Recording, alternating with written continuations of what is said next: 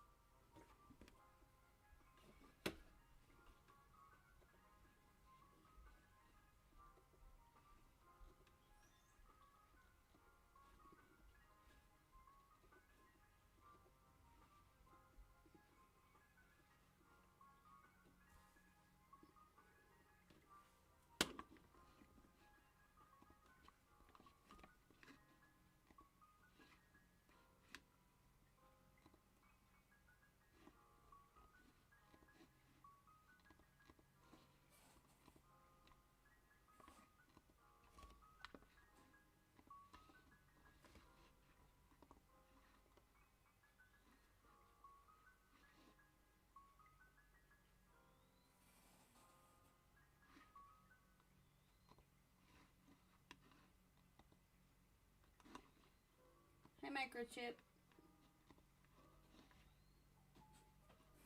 Just trying to get my audio set up right. Hi, Crafty Queen. Can you guys hear me talking and also hear the music?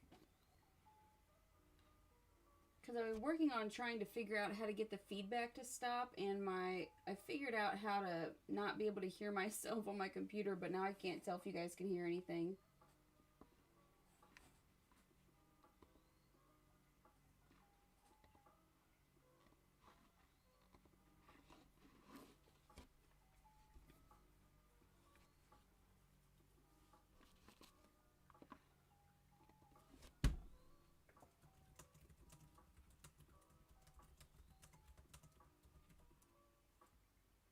Okay, awesome.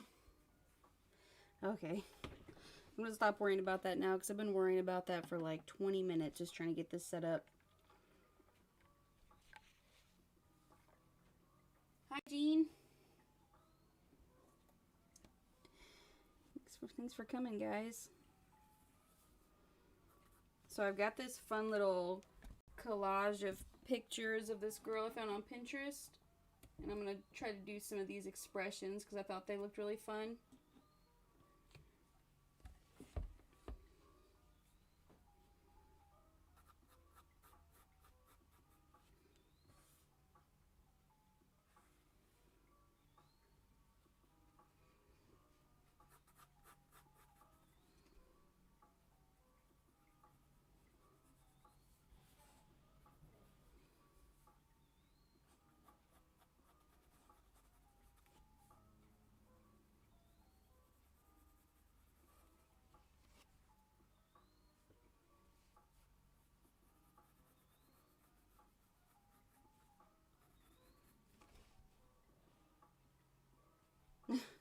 You need to work on expressions, Jean? That's one of my favorite things to work on. Because I feel really satisfied whenever I draw a face with a fun expression and it comes out right.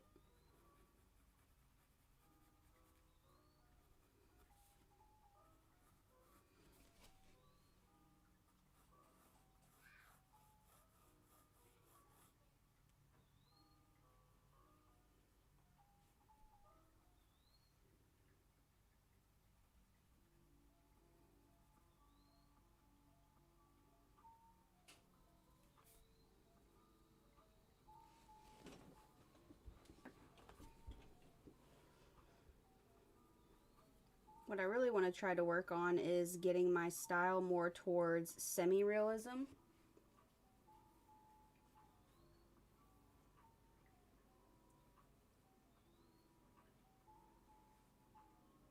Microchip, I need to work on expression drawing wise and mentally.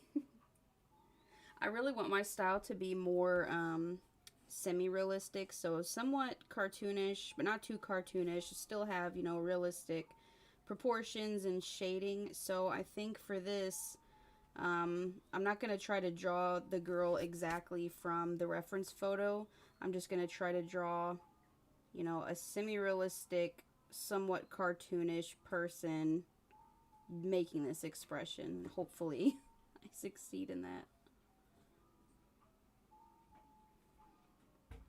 Can be really hard though, because I seem to not, I can't help but make it more realistic because I'm trying to draw what I see, and what I see is obviously a photo of a real person. So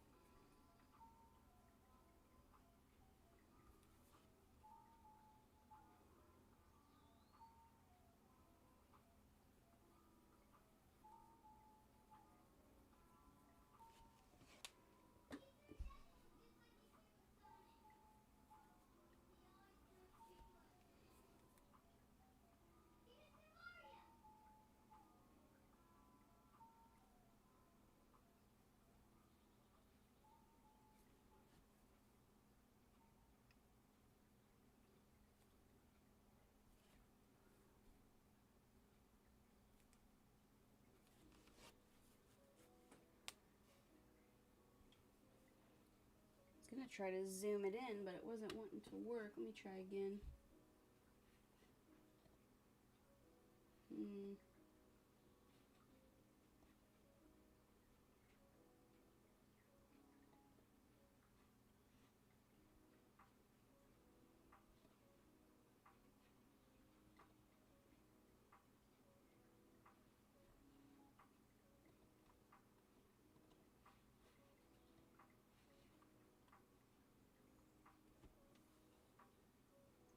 Oh no, 11:41 p.m. See, I've been trying to find the best time to do this for the people that I know who watch it. So before I was doing it at 11 a.m. and that might seem like a better time. Yeah, it's 1:10 p.m. where I am. It seems like there's few people who watch my stream, but the people who do watch it all seem to be in drastically different time zones. So I'm trying to find a good time that will work for most everybody.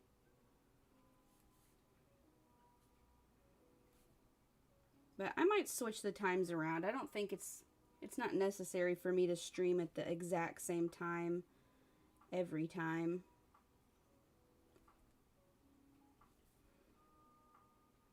So maybe next time I'll try streaming a little bit earlier, Crafty Queen, and then you might be able to stay a little longer.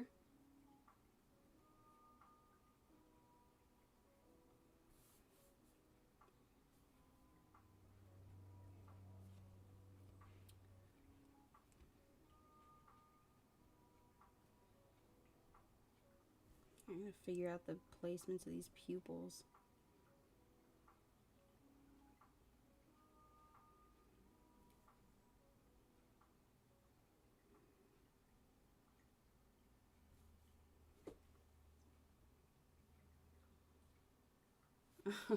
Oh, thank you. I mean, the whole point of streaming while I'm drawing is so that people can watch me and I can hang out with you guys. And if it's too late for some people to watch, and I can't hang out with them, so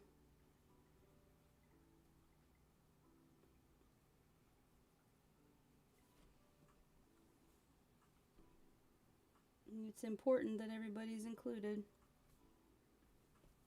I think those eyes turned out pretty good so far.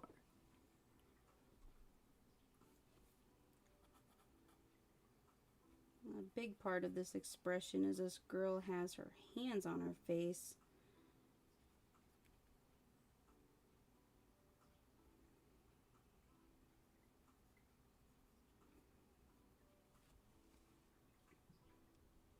I'll probably have to be pausing this periodically because my husband is up on the roof right now trying to seal up a leak that we had, and so I'll have to be checking on my youngest to make sure he's staying out of shenanigans.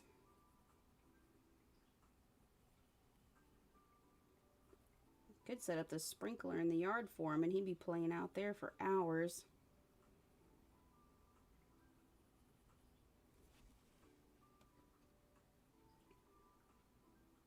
Oh, that's okay, Microchip.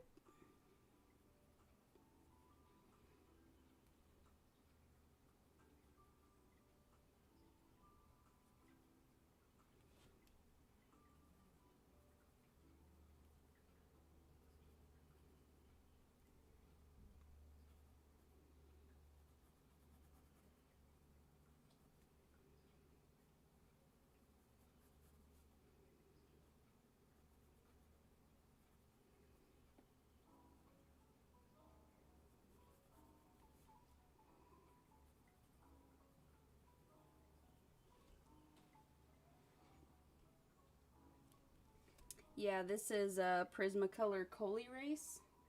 I think I got them in like a set of 10 or 12.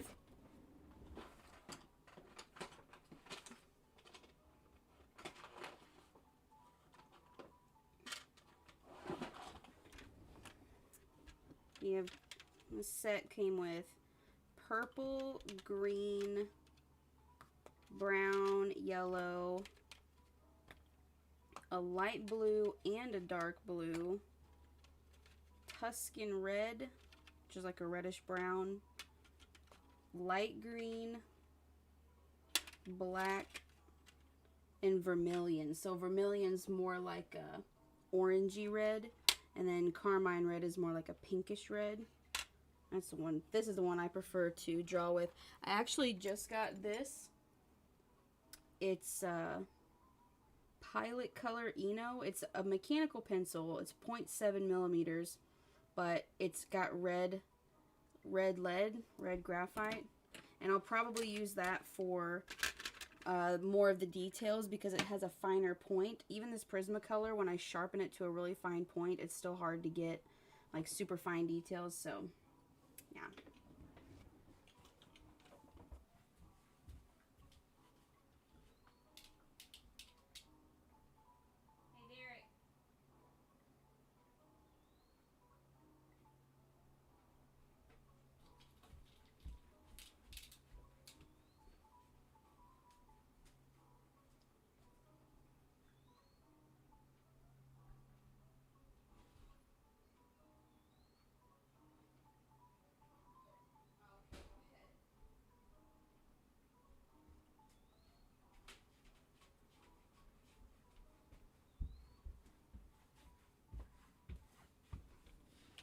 Okay, sorry about that.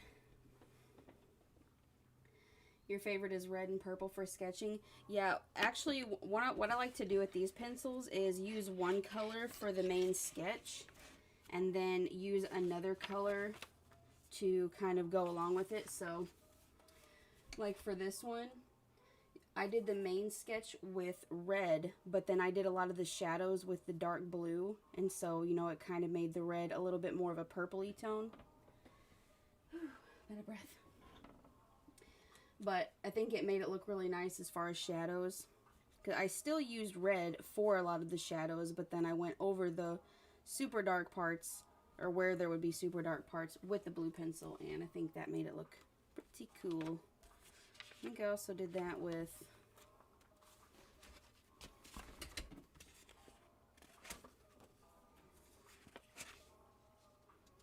well, like this one. I used purple, but I used blue for some of the shadows. And this one, I actually used black for some of the shadows. But yeah, I really like the way this one turned out with the red and the blue. Oh, thank you, Jean. And this one, I just used just the different colors. So I think this one was the Tuscan red. So it's almost like, it almost looks purple on camera, but it's just more of like a burnt reddish color.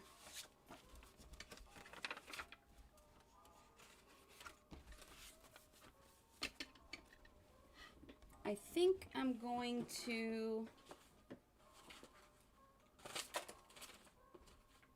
if I can find,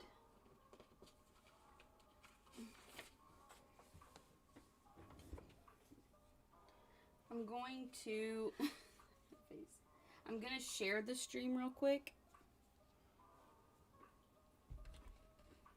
See if I can do that without losing the connection.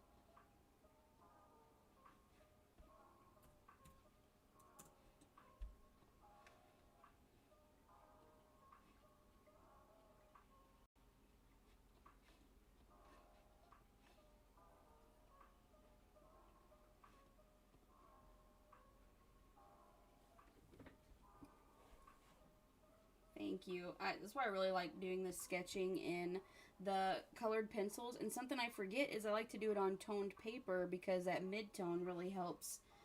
I feel like it helps make the face come along a lot faster. I always just go and grab my sketchbook that's on the top of the pile, which is just regular white paper. But the tone paper is what it really looks nice on.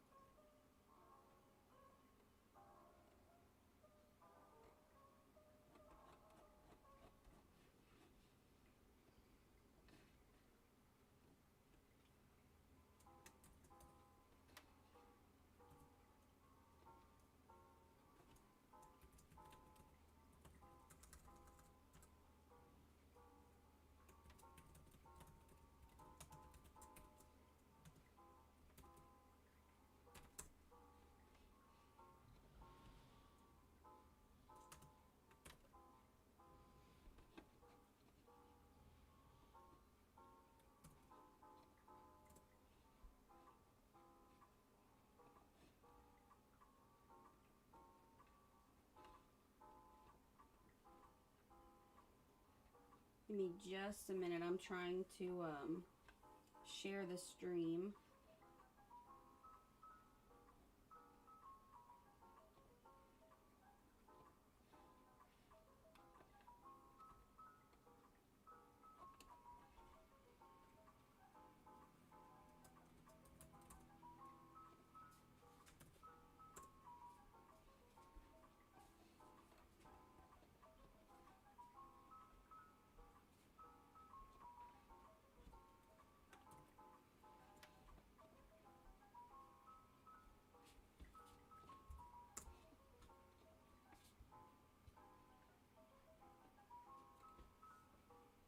Done.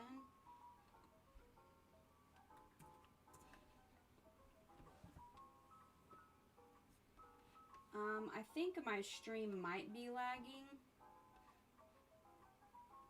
but I will be right back. Here, look out, watch your toes. Look out. Let's get back. Come on, let's go this way. Come on, go, go, go, go, go, go, go.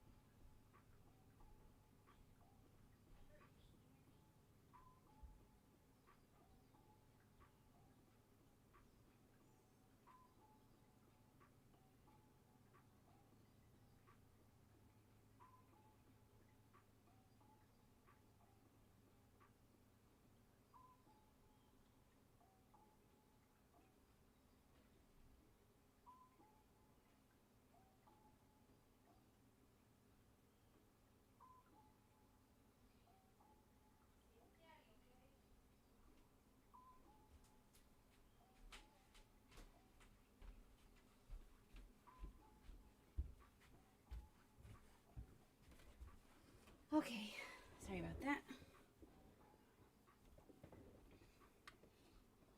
Get my son shipped off outside.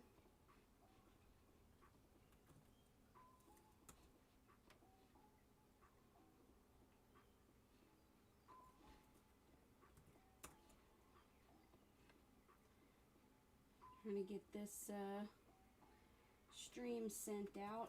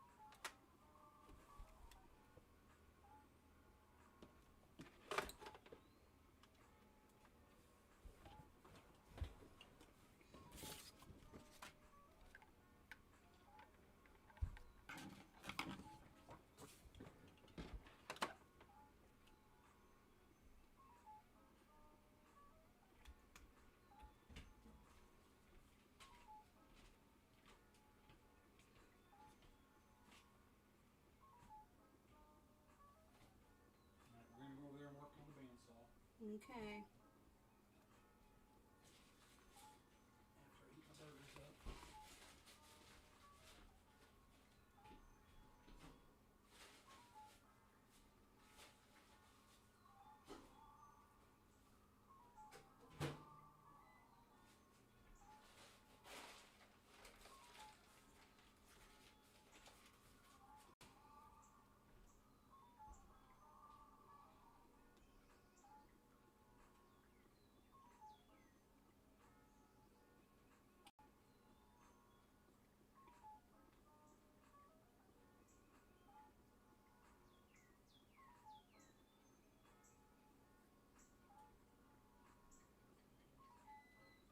Sorry it's taking so long, guys. I'm trying to be quick.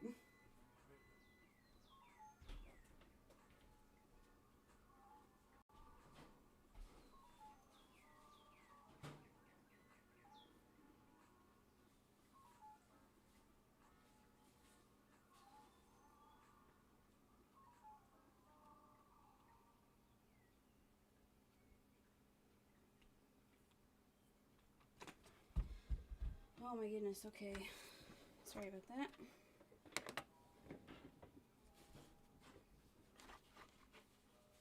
Good night. 26 minutes. This is all I gotta show for it. I need to be more prepared.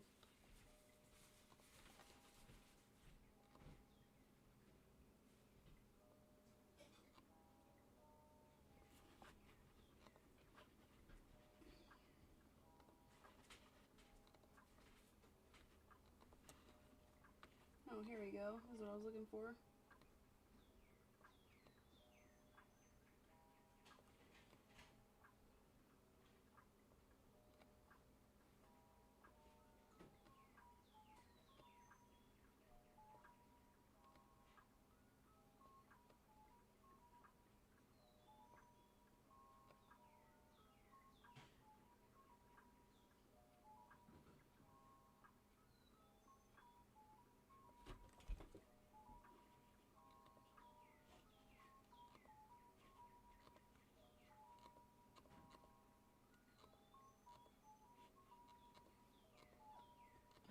Oh my goodness. This is horrible.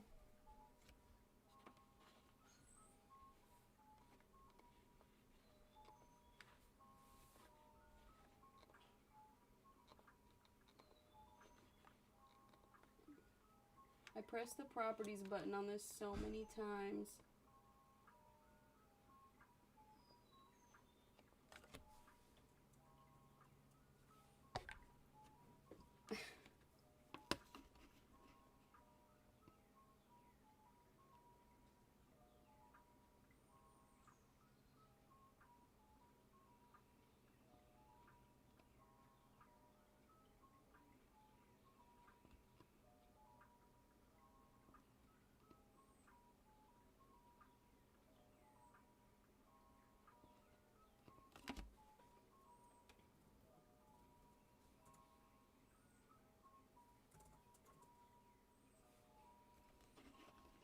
This is...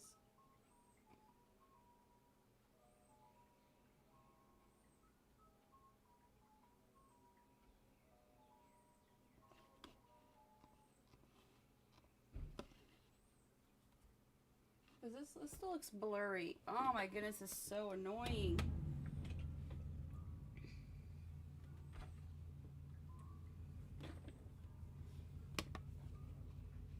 I'm trying to make it not blurry now. Sorry, guys.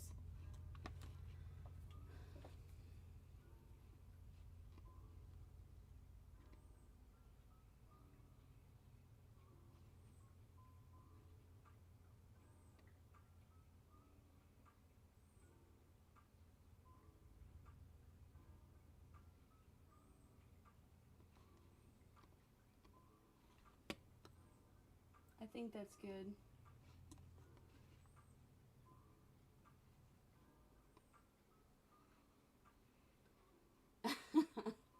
Hi, Salazar.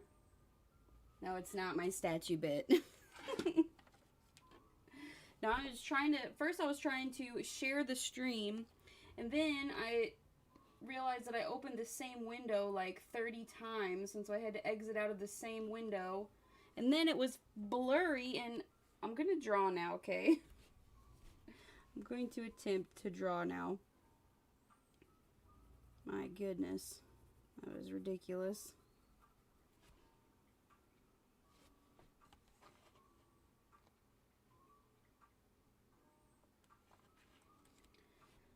I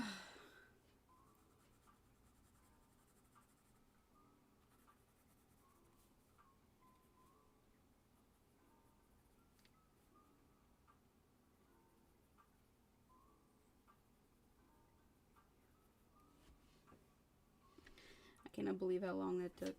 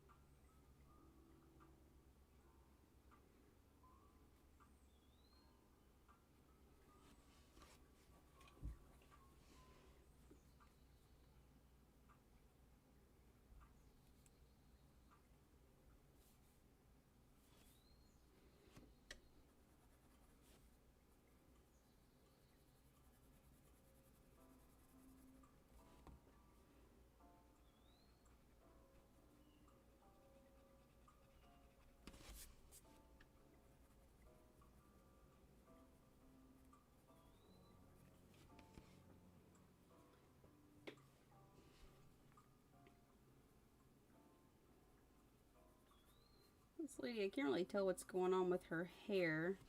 Looks like it's somewhat pulled back, but she has these crazy flyaways in the front.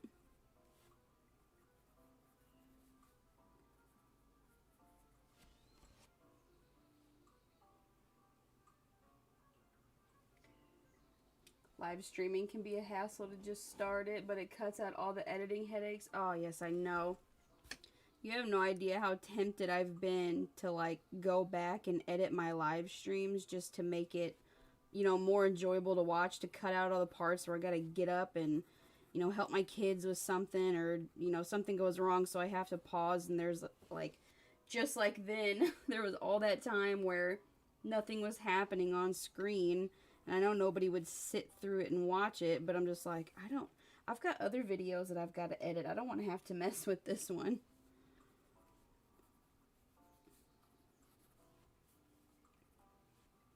I'm sure I'll get the hang of it eventually. Today is just not that day. I think I made the fingers too long.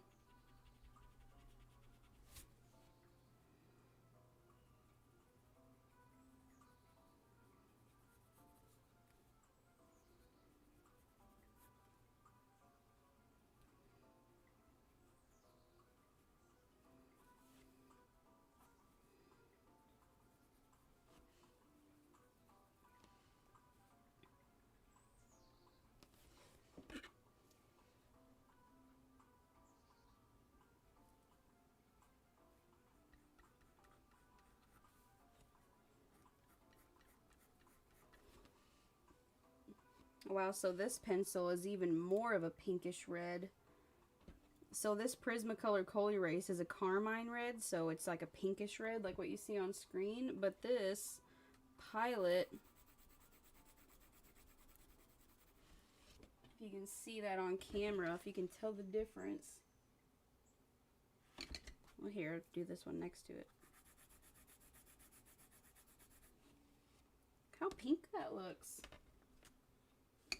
This is, I mean, it says red on it. I mean, I guess it doesn't on it. On the listing on Amazon, it did. So what that means is,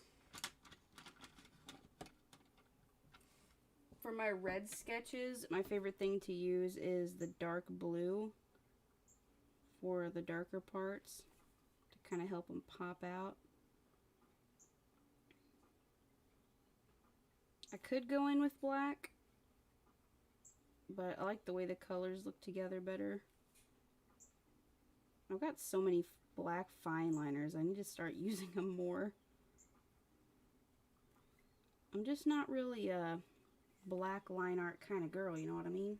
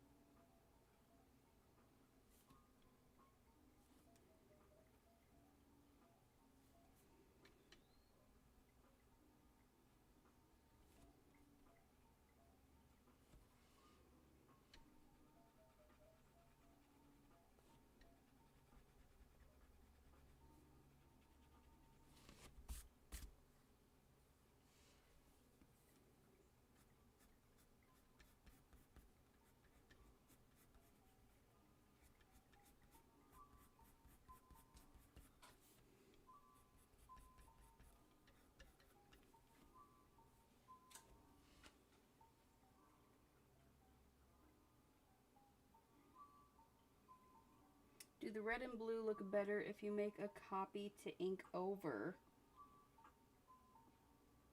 If you want to keep your pencils intact. If I make a copy to ink over, what do you mean?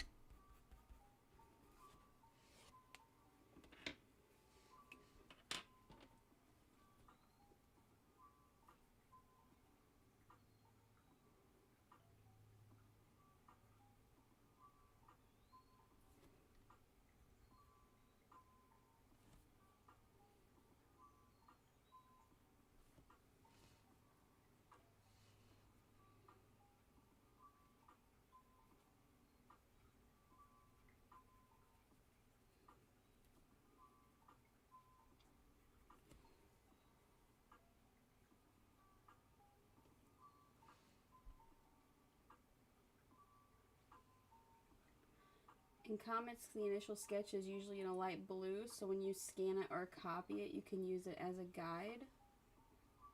I've heard something like that before, but no, I usually don't actually scan any of my art. So I might just be completely oblivious to to what you mean, but I just like using the blue and red because I think they look cool together, really. That's my artistic interpretation. They look pretty together.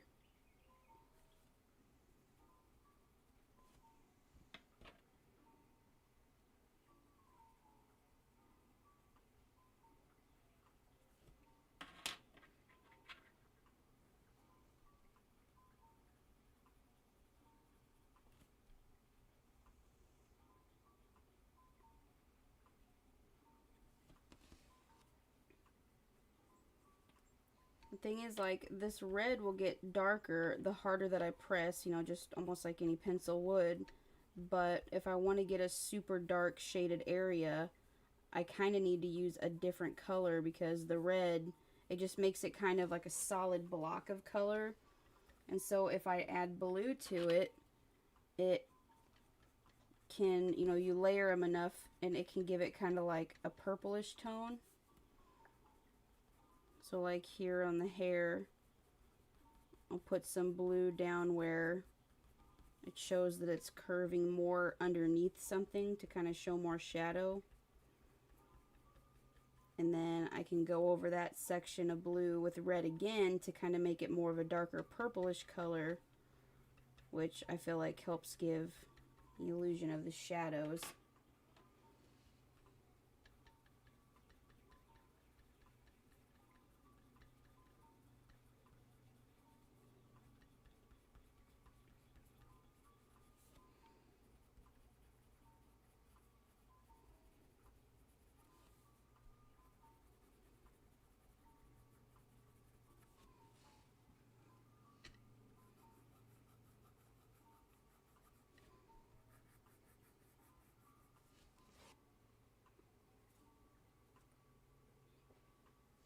Yes, exactly. So like up here on her eyes, I've got blue lined pretty heavily, like on her waterline and on her lash line. So it's going to be super dark and contrasted. And then I can go over it again with the red, and it will take away the blue tone. It'll give it more of a reddish purplish tone. So it looks less like a random blue line and more like, you know, something that is just naturally darker.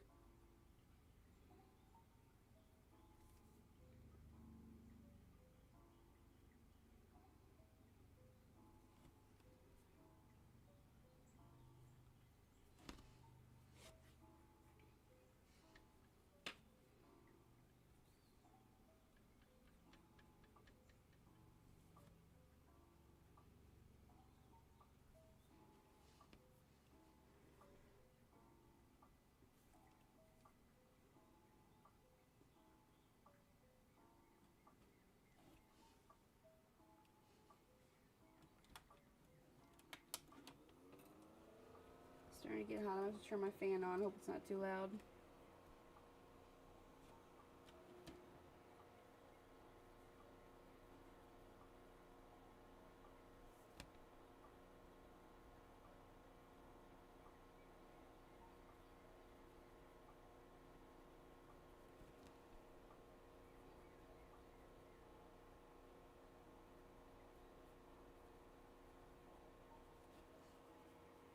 It'll be the same kind of thing with the hand here. Both the hands.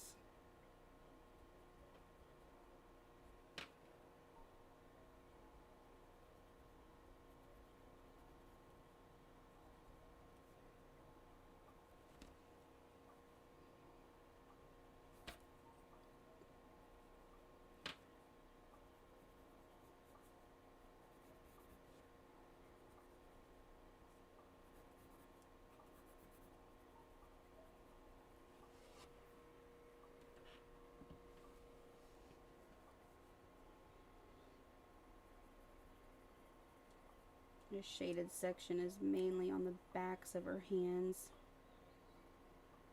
So it looks like maybe the light in the reference photo is kind of hitting her straight on.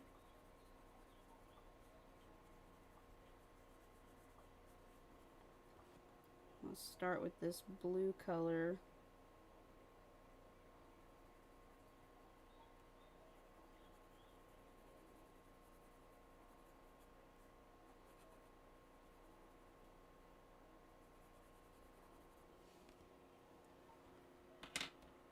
And then go over it with lightly on the red.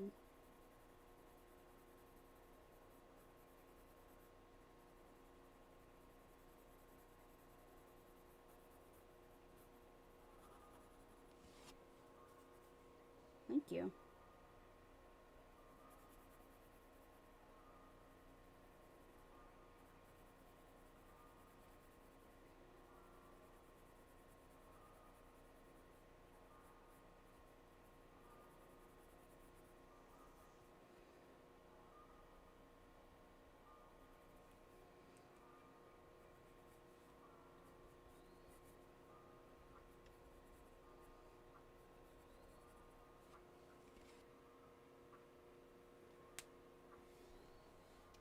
Oh no, unsubscribed. He's a reference. Oh, that's funny.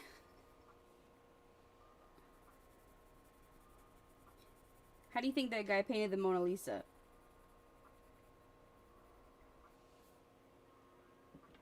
I wonder if people feel that same way about using a live model.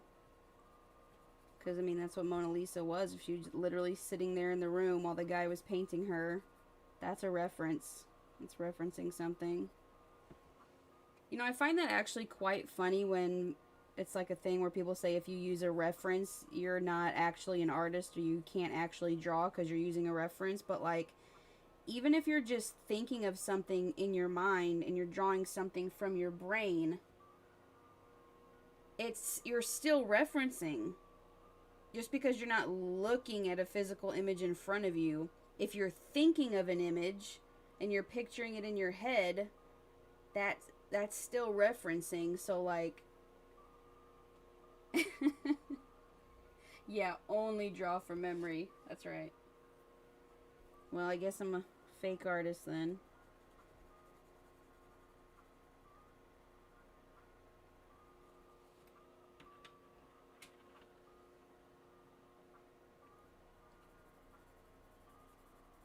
What's funny is, for me, is I can look at a reference and still not draw exactly what I'm looking at.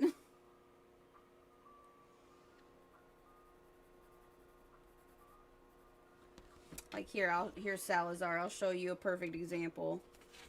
One of my earliest live streams that I did. Where's it at here? I did this. This was just my warm up. But I had a photo reference on Pinterest of an actor named Joseph Gordon-Levitt, and he was making different expressions, and I drew 3 of them, and I feel like these two kind of look like him, but this one I think looks like Tom Hanks. But this is all supposed to be the same person, so, like, even using a reference, sometimes it doesn't always turn out looking like the reference, or you don't have to draw exactly what's on the photo. If you're not copying it, you're referencing it. So, like, I look at a reference to see what a person's nose looks like from a certain angle that I'm drawing on a different character.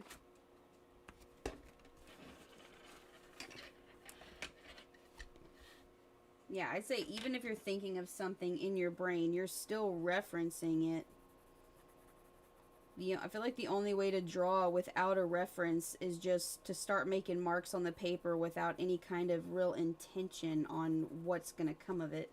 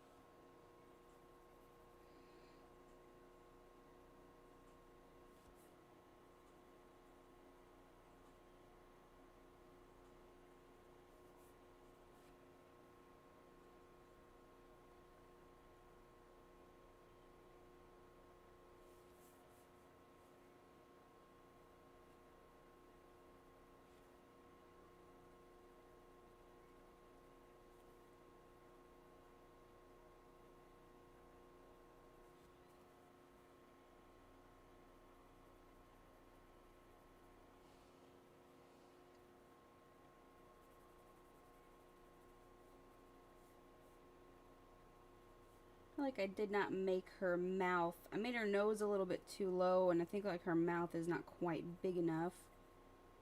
That's okay, it's only the first one.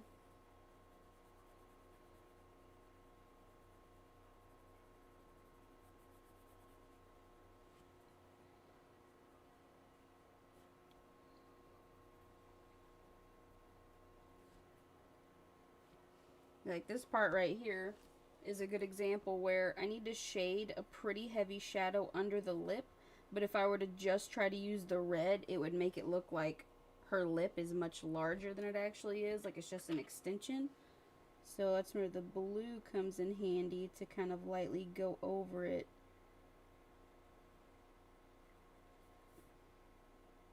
I don't want this shadow to be obviously super blue. Like if I bring it down here where I haven't colored anything yet, you can see it's obviously a very bright blue color, but once I go over that with the red, it'll dull it down into a nice purple shadowy color.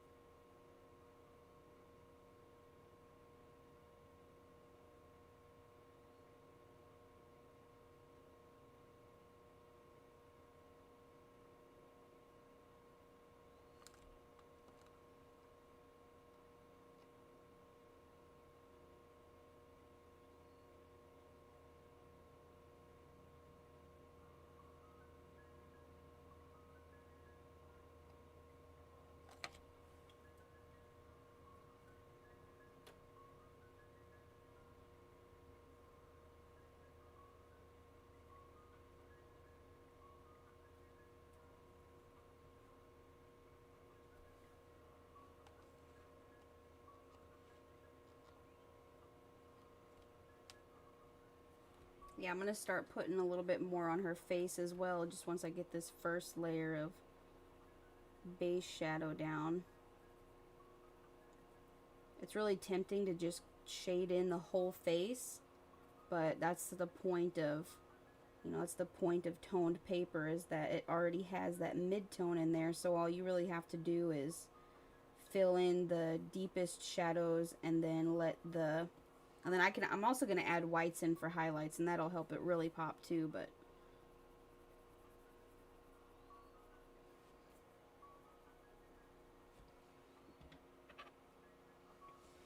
I used an action figure from the dollar store the other day and filled in gaps using other references or memory. The body type of the toy gave me a better outcome.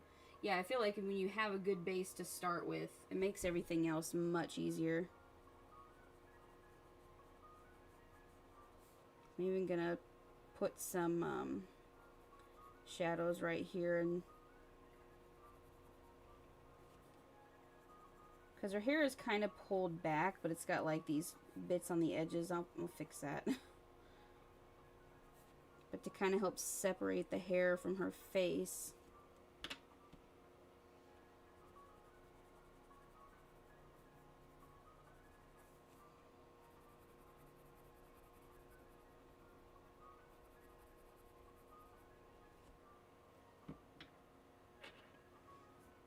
So now kind of add in some of this blue pencil.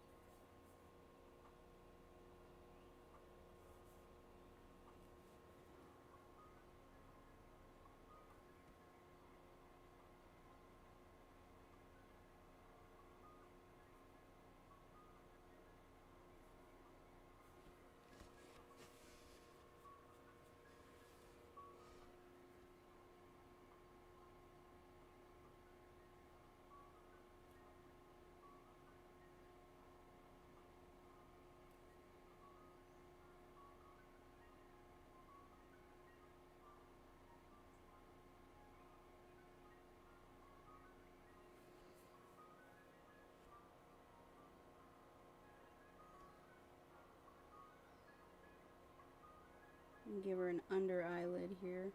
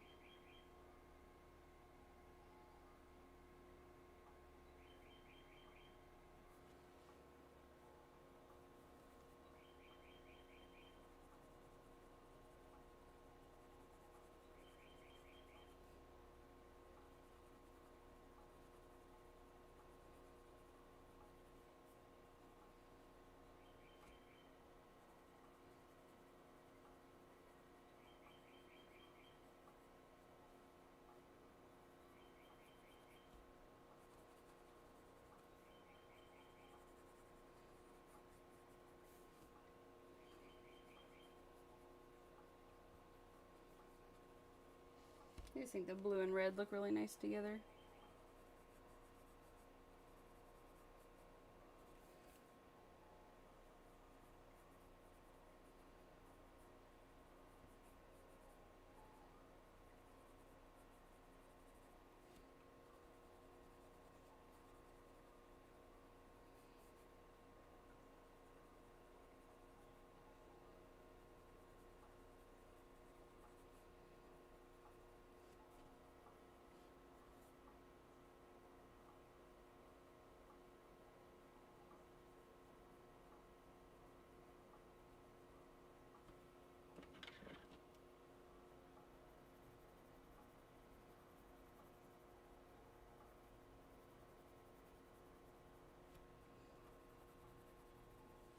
I guess I could add the rest of her body, or her top half, I guess.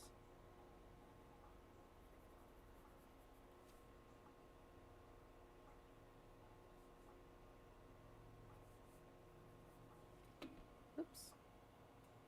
This makes her neck look really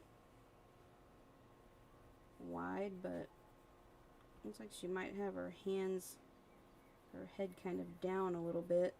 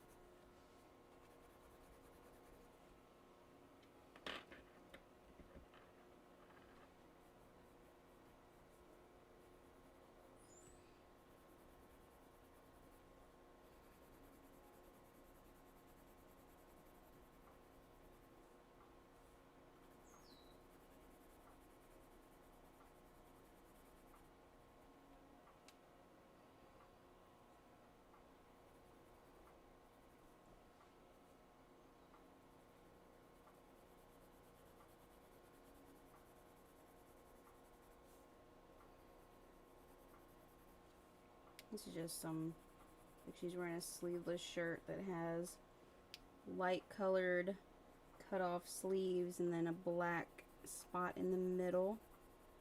So I might actually use a black pencil.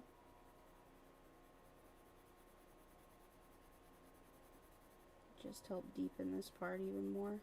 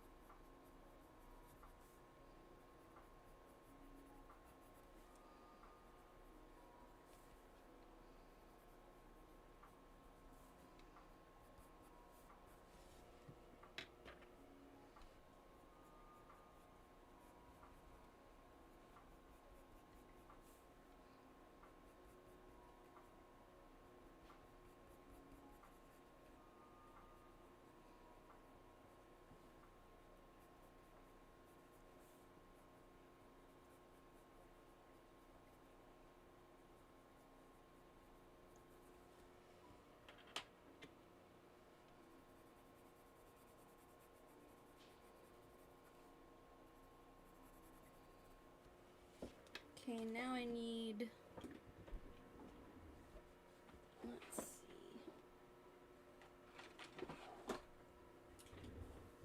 the white pencil.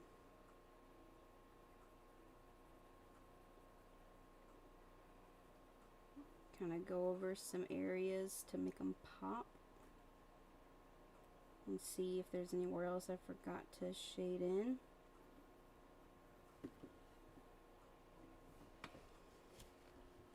I'm using a white Prismacolor pencil right now, but most of the time I use a white charcoal pencil because those are easier to smudge if I need to. So if I put it down too bold, I can just kind of smudge it and it dulls it out.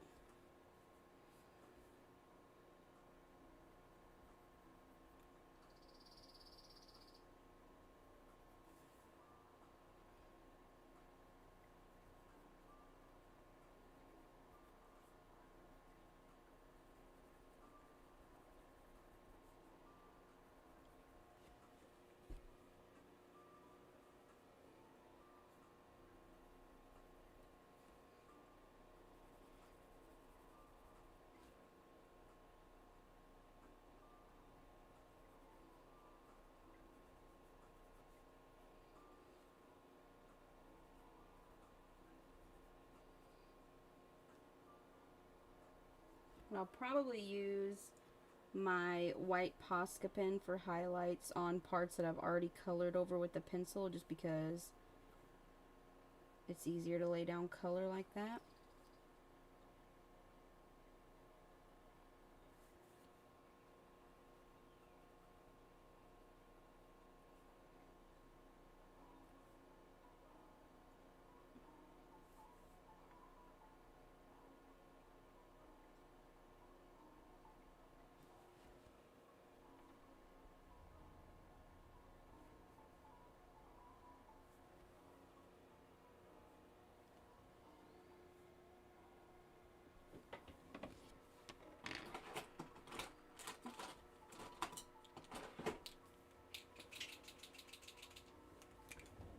Okay.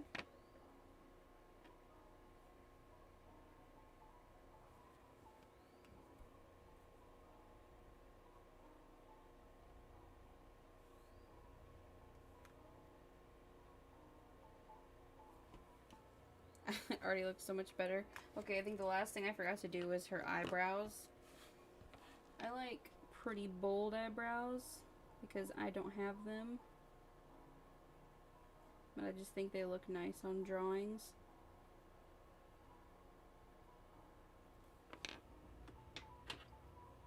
And I always make my eyebrows just a little bit darker than the rest of the hair.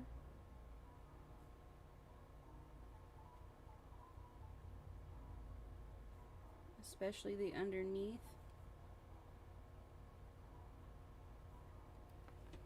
Hey, those do kind of look like my eyebrows. They're not the same shape.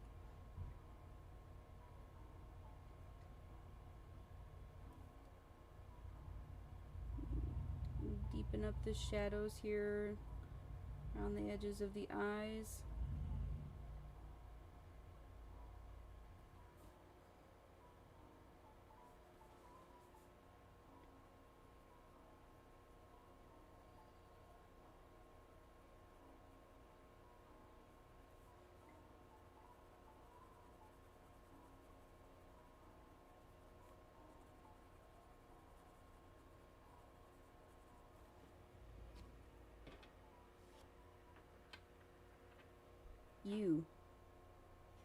You too.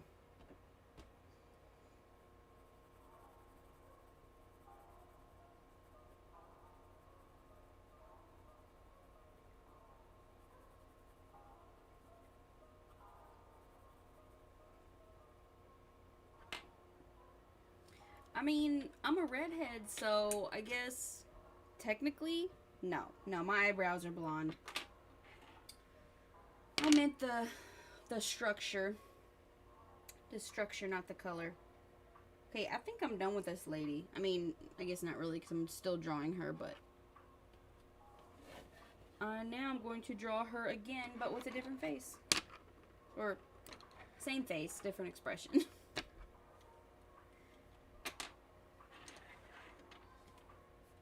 Oh, I just thought it was a message. So now I'm going to use a different color.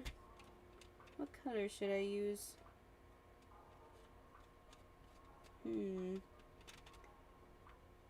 I think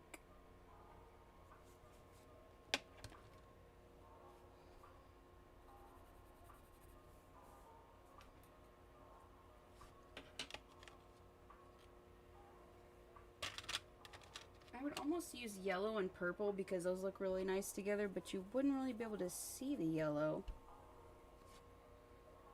How about a purple and a light blue? That's what I'll go with. And I'll probably end up coming back to the dark blue for extra shadows.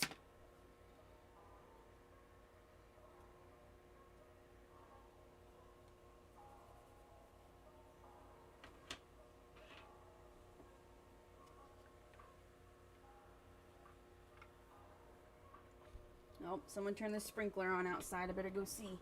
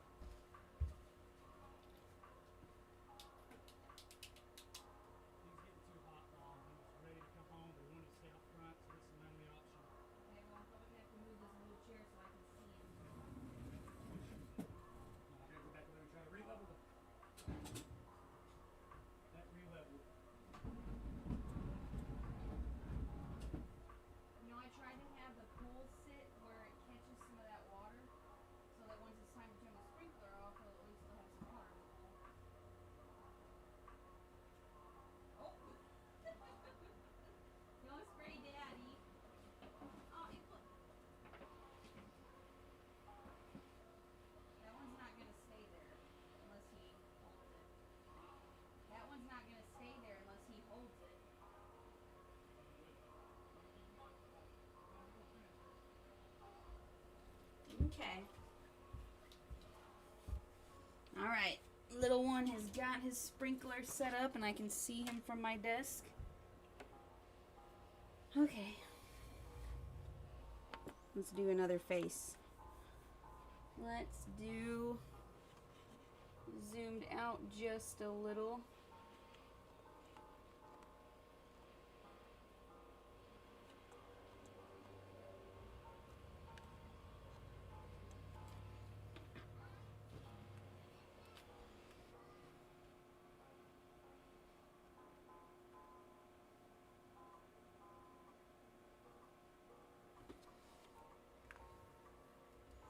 You know what I did not give the first lady?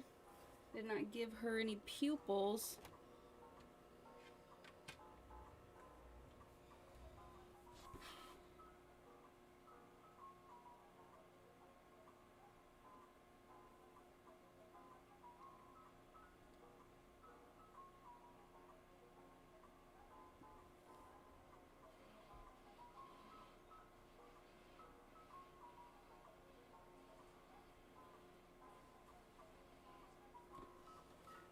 we go.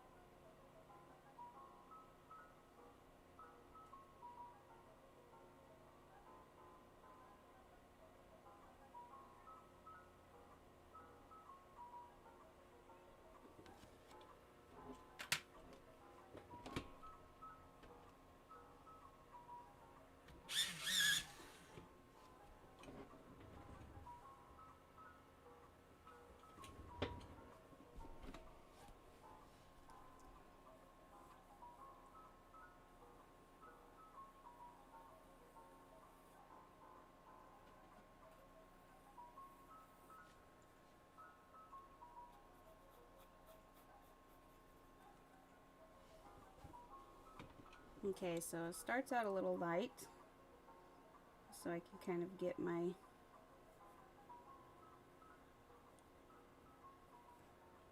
stuff lined up.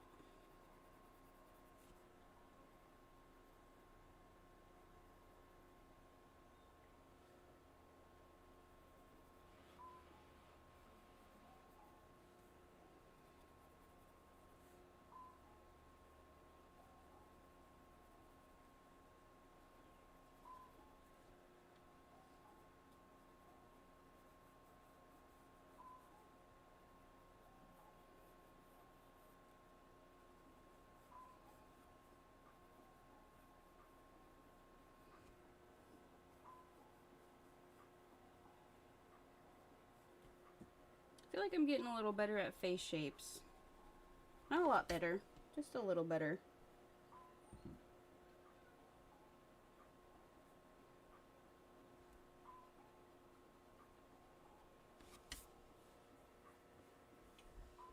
For some reason, up until very recently, whenever I would try to draw a face, I would start with, you know, the circle and then the guidelines for the features, but then I would draw the features before I drew in the face shape.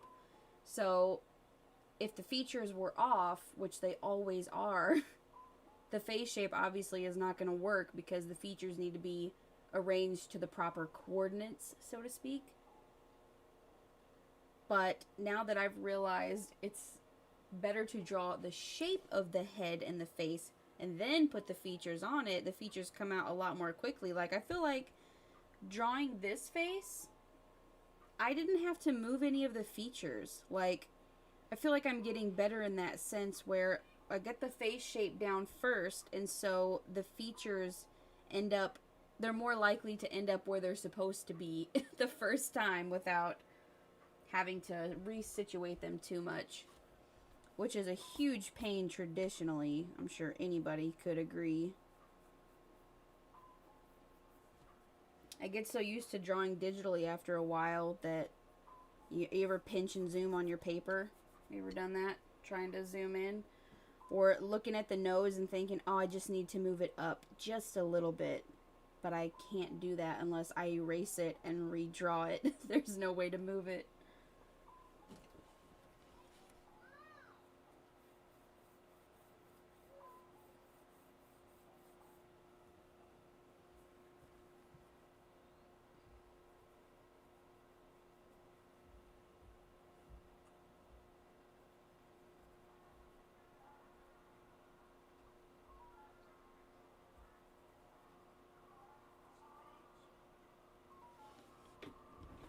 What happened? I can't take off my shirt. Oh, come here.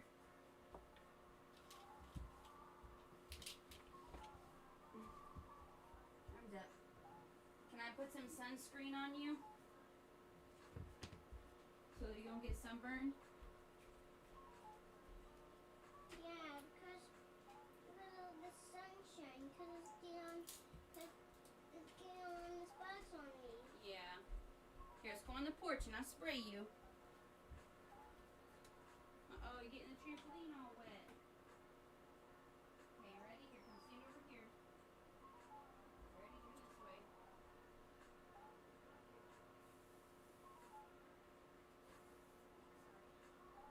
Sorry. Put your arms down.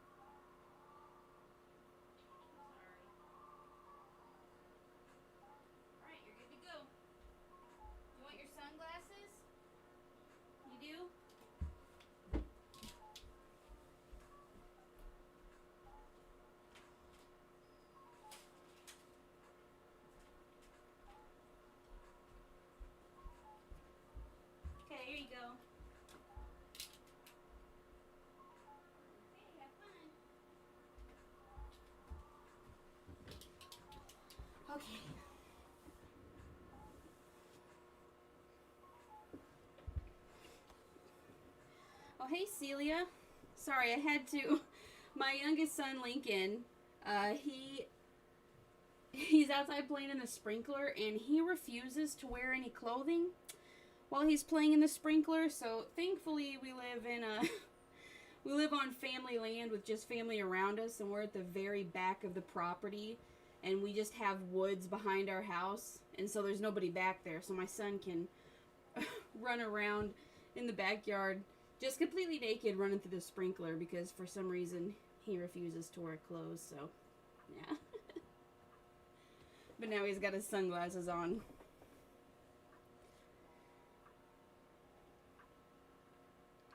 You're making me want to do some realistic drawing. I'm used to a cartoon style. Let's see what Pinterest has to offer for reference photos. Yeah, see, for my reference photos, I just searched up expressions. Like, that's literally all the ones that I like the best are the ones that look like this. I don't know if you were here when I showed them earlier, but this is what I'm looking at right now. So it's like the same person, but she's making a bunch of different expressions. I just did this one first, and then I think I'm going to do these two. Clothes are not relevant to little kids. Yes, exactly.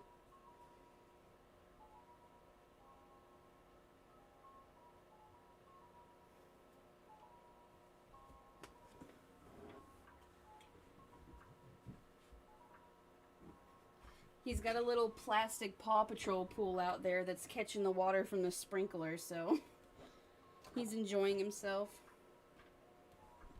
Okay, now I'm using the purple one.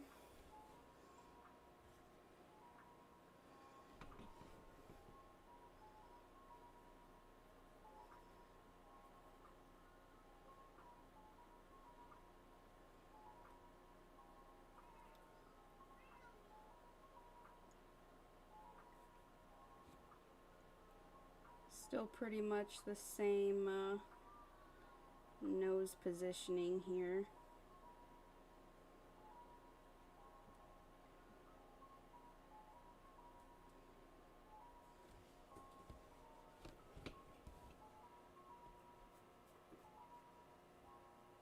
Yeah, I showed it pretty early on.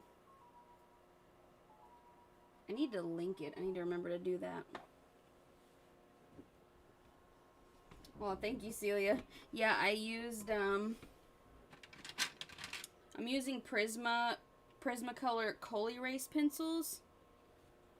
And I used this carmine red one to sketch, and then I used this blue one to kind of go in and build up the shadows with it, but then, you know, put the red on top of the blue as well, so it's more of a purpley color. Yes, Paw Patrol is cool. It's very entertaining. The first million times. I'm pretty sure we own every single Paw Patrol that is on DVD, because every time we would go to Walmart, we would look to see if there was a new one out, and there almost always is, so we've got quite a few. So now I'm using this purple Kohl Erase pencil, and then I'm going to go in with the light blue to kind of make a cool color hue shifting kind of thing, and then I'll probably end up also using the dark blue one again, because that one's really good for highlights. That one's really good for shading. But I also think I might use the Tuscan red, because that one is kind of a purplish color. If you look at, I can find it. Yeah, this one I did this drawing with this light blue pencil. This one was with the carmine red pencil, and then this one was with the Tuscan red pencil. On camera, it looks pretty purple, especially next to these other two colors, but it's called Tuscan red. It's just kind of like a brownish red, but I really like it. So I might use that one too for shading.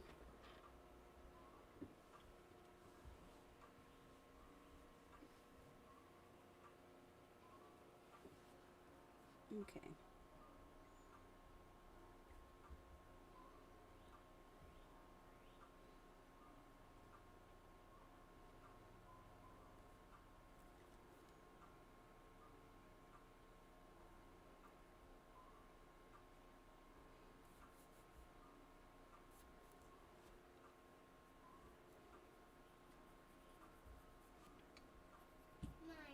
Whatty?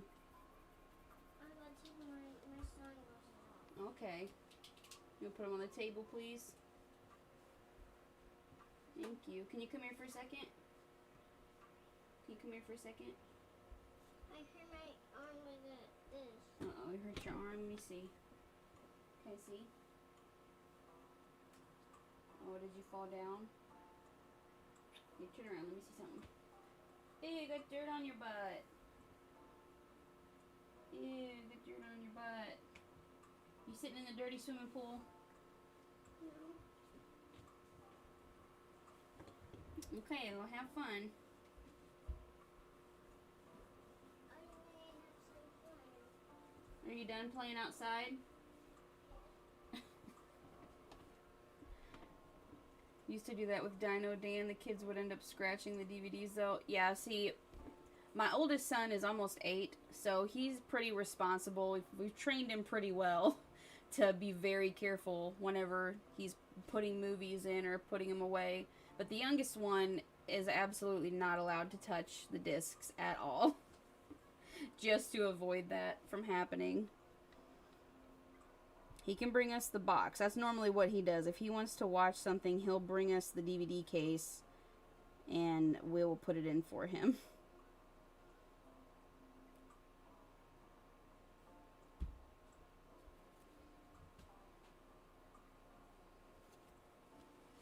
What are you doing?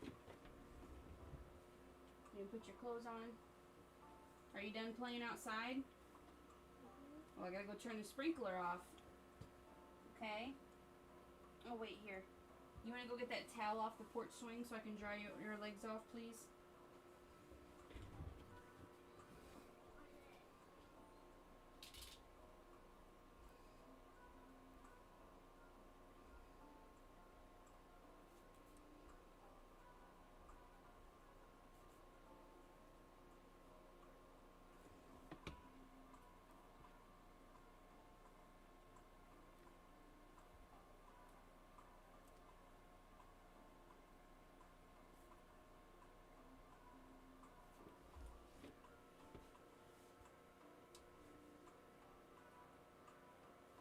So I can already tell here that this face shape is kind of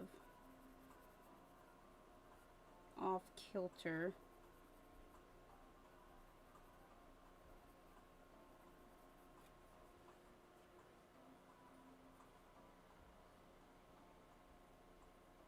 She's making kind of a silly expression with her mouth. Lincoln, what are you doing? My towel. Oh, it's right here, buddy.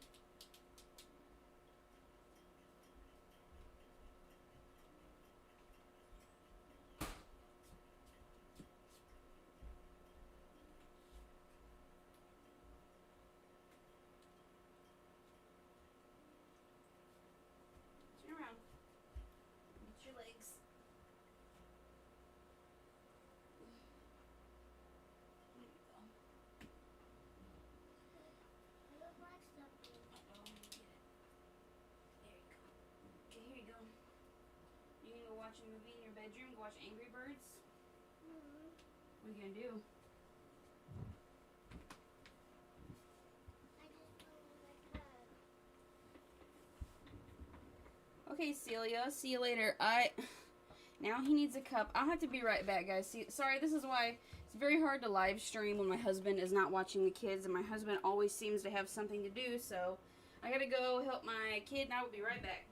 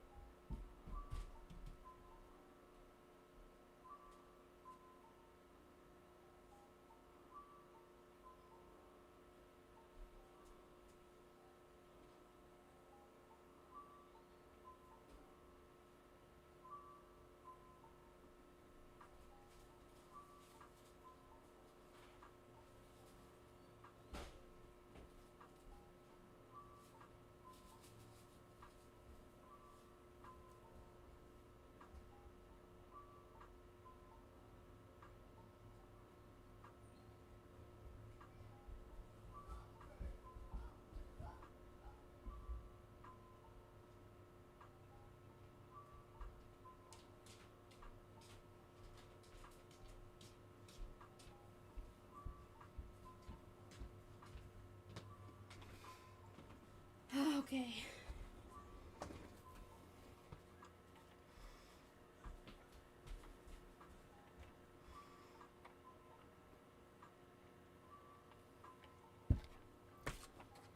All right.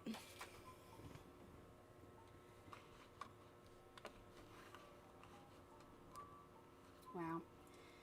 An hour and a half in, I don't have much to show for it. Lincoln, I've been thinking, what is that you're drinking? Nice cold water.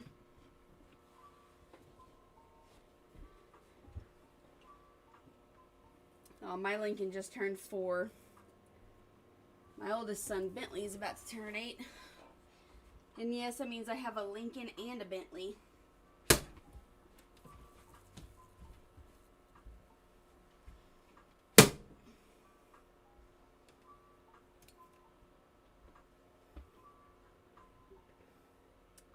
That was a wasp. I just killed a wasp. Sorry if there's any wasp lovers out there. This one has to go.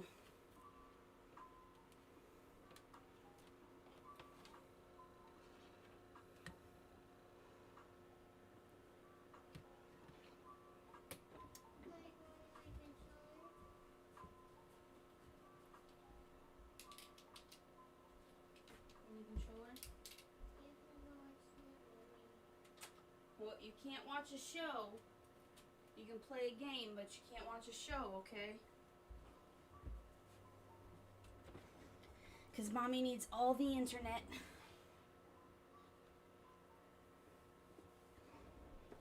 We have satellite internet. And basically, it's really horribly slow most of the time. I'm surprised that it's allowed me to stream as long as I have. And now that I've said something, I'm sure I'll end up getting kicked, but normally, if we're just... Uh-oh, what happened? Oh, it's on the wrong channel. Sorry, bud.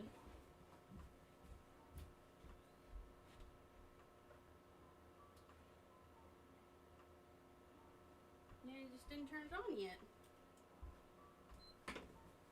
Silly goose.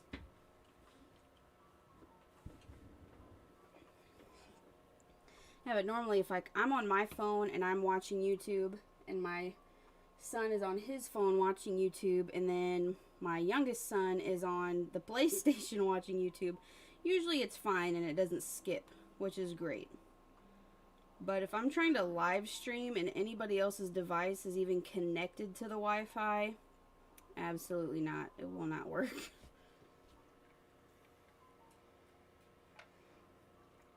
We're waiting around on Elon Musk at the moment. Put in our pre-order for Starlink. His internet service, satellite internet service.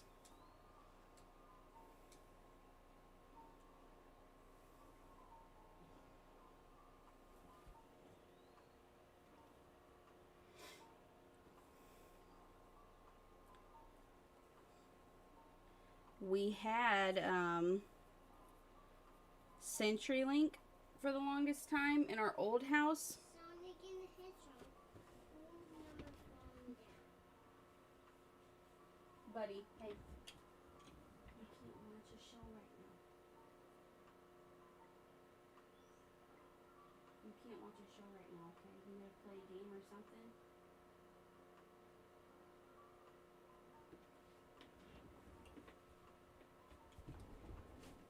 Yeah, at our old house, we had CenturyLink, and then we moved about 200 yards down the hill to our new house, and CenturyLink could no longer service us because we were out of their service area. If that tells you how far out the line we already were. So we ended up having to get Viasat satellite internet, and it's been quite the experience. I was just thankful to even be able to get internet at all. I can deal with it being somewhat slow. That's all I've ever been used to.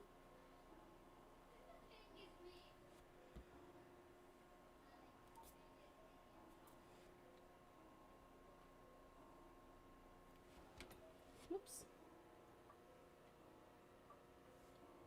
What's funny about our satellite internet, though, is that it was advertised as with the certain package that we bought, if once you go over a certain data cap. Oh, hey, Berry Shake Draws. Just talking about my horrible internet that I still appreciate having.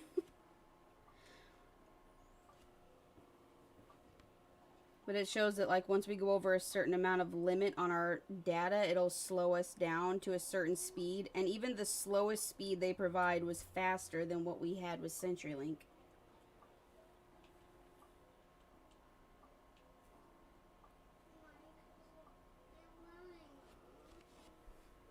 Oh, thank you. I know, honey. It's not going to work right now. Do you want to put in a DVD?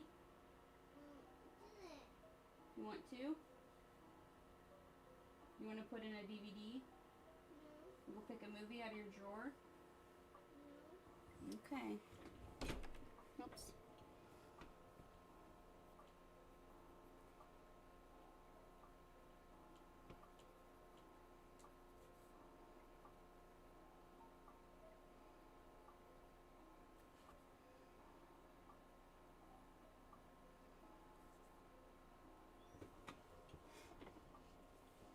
See, now this is going to be the same person, but you watch, by the end of this, it probably will look like a completely... I can already see in this one, I made the nose much lower and slightly wider than in this one, where it's a bit more up in the middle of her face, and it's a little bit smaller. So, they'll probably look like two different people, and they're supposed to be the same person, but I mean, that's just what happens when I draw.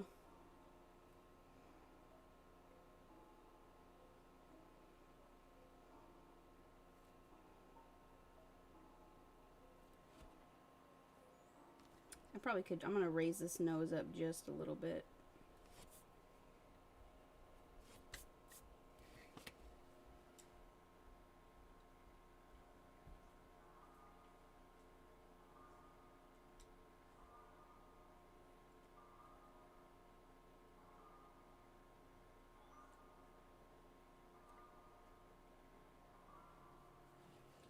It's a little better.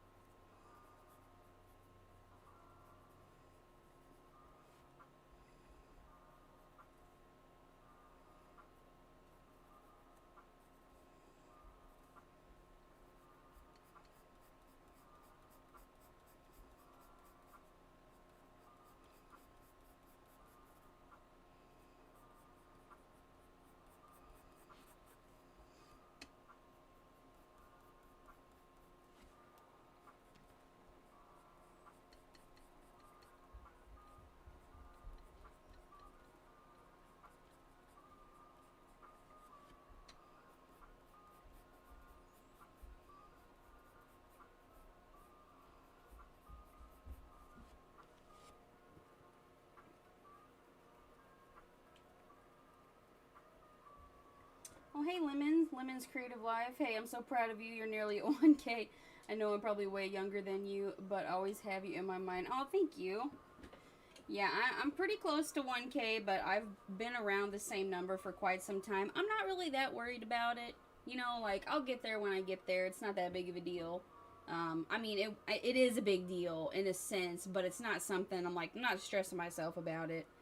It's cool to see the numbers go up, but when the numbers go down, that also means that either YouTube is either cleaning up old accounts that are inactive, or people are just unsubscribing. And honestly, that's okay with me, because if they're unsubscribing, it's most likely because they don't genuinely enjoy my content or want to see it. And I would like my number of subscribers to represent the people that actually watch my videos and like my videos. So, it's totally okay with that.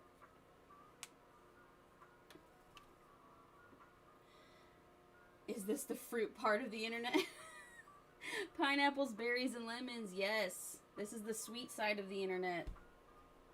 How much is the Elon Musk internet? It might be worth getting. I use my phone to stream, and when everything else, sometimes I drop out on live. Well, I'm not sure how much it is monthly. I think it's close to $200. I don't know if there's different. My husband knows more about it, so he would have to, you know, be the one to talk about it. But I do know that it's like $500 just for the equipment, and you have to set it up yourself.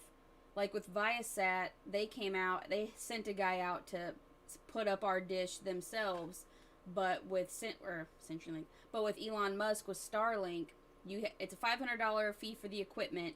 They send it to you, and then you put it up yourself. Kiwi Art Nation. But I know that we put like $100. We paid like $100 for pre-order because they're still sending it out to certain areas, and then once our area is approved, we're waiting on an email. It should be here. I think it said like mid to late summer of 2021. So hopefully sooner than later. But I mean, this will do for now. Lemon, you will get there one day. I know for sure. No one reaches success ASAP. Everyone takes time. Oh, thank you, Lemon. I appreciate that. You'll stay with me and support me. That's nice. That's so nice.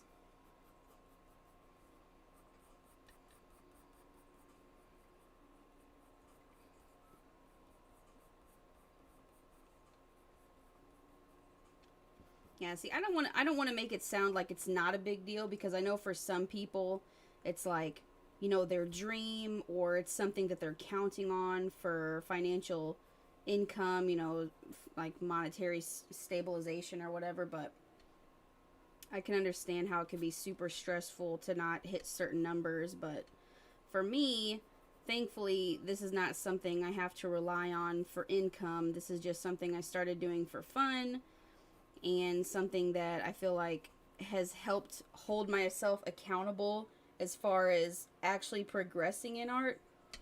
Because I've always wanted to get better at drawing, but whenever I sit down to do it, like in the beginning years ago, just nothing would come out right, and it would be so frustrating to be like, well, I don't want to do this. This stinks. Like, it's not fun. It doesn't look good.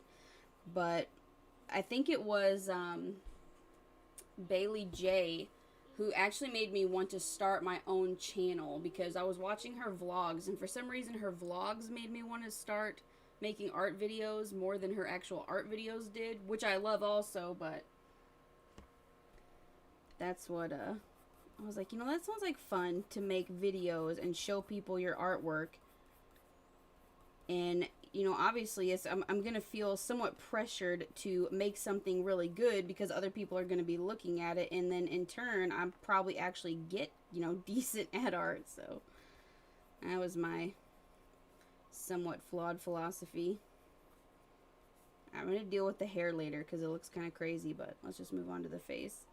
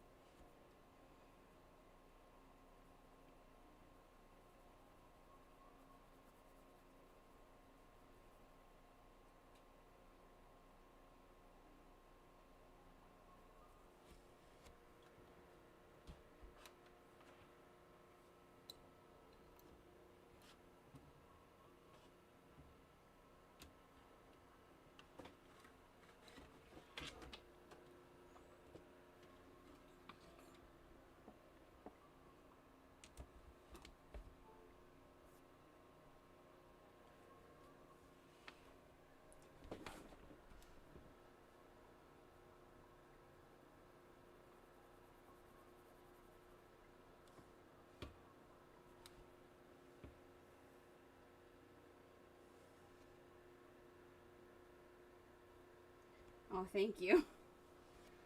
Thank you.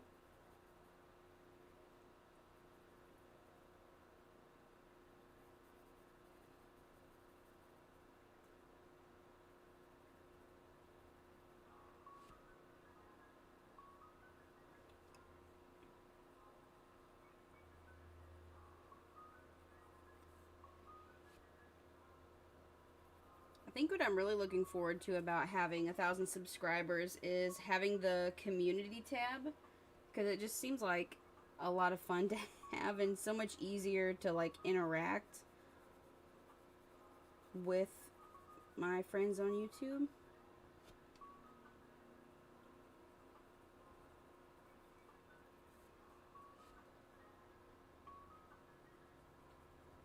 I'm gonna start darkening up some bits now.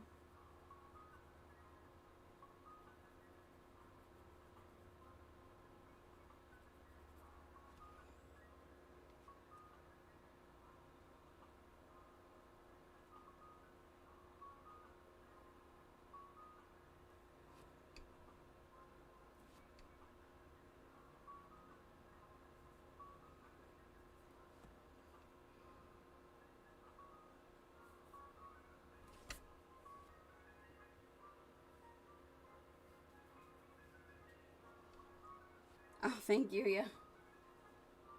Yeah, sorry about there's also ink all over my hands.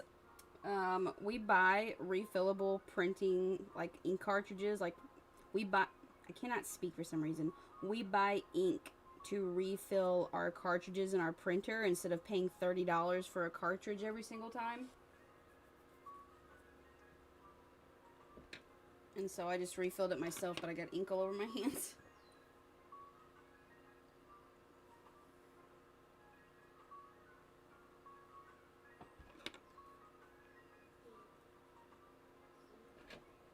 Oh, you deleted your channel? I feel like, was that you that I noticed did that, or somebody else? No, I think it was, I entered an art contest for, let's see, I think I have that drawing in this sketchbook. Not that one, not that one. Oh yeah, this one. I drew this for hashtag UMA200 ArtCon. So I think that was a YouTube channel named Art with Uma, and she was doing a 200 subscriber challenge with the theme of happy. And this was the art that I drew for it. It was based on our old family dog, Thor. But I think she actually, I don't know if she deleted her channel. She or he, I'm not sure. I don't know if they deleted their channel or not. I know they said that they was not going to be posting YouTube videos anymore because I think it was becoming too stressful for them. That might be the channel that I'm thinking of. But they had some really cute art too.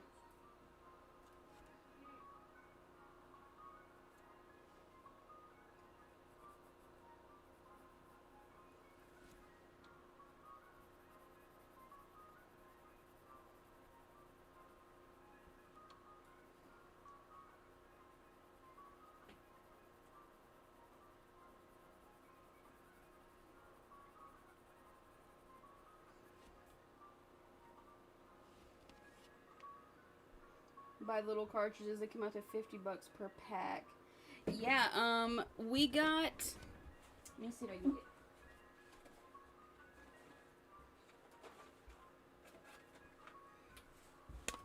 so this might not be helpful at all because you probably have a different printer than I do, but we have a, what's it called?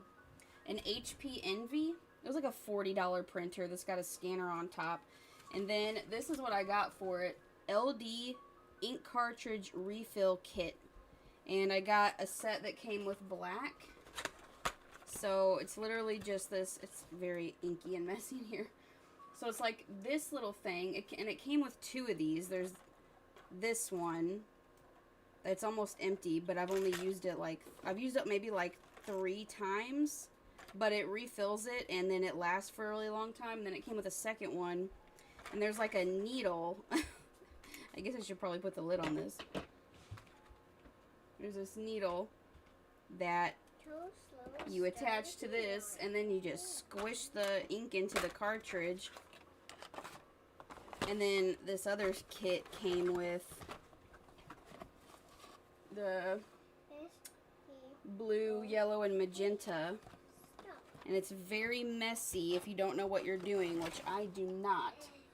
But I think the black kit was like $12. And then the colored kit was like $13 or $15. But it refills the same cartridge like 10 times. And so I was like, it was just getting way too much because we homeschool, for one thing. I homeschool my son, and he has to print out a lot of worksheets. And it was getting very expensive to print out these worksheets that are full of colored pictures, of course. They just suck up all the ink, so we looked into getting refills for our printer. And I've only bought one set of refills, and it's lasted me this whole year so far. You want to play this game? Yeah. Okay, I gotta put in Snow Runner for my kid. Okay, but you have to be on your profile. You can't be on Daddy's profile. Can you switch it? Can I see?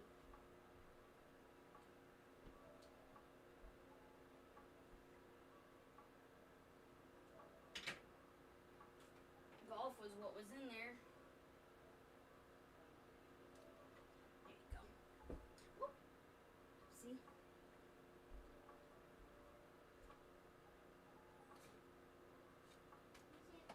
Mom, What? I want to sing. You gotta play it on your profile.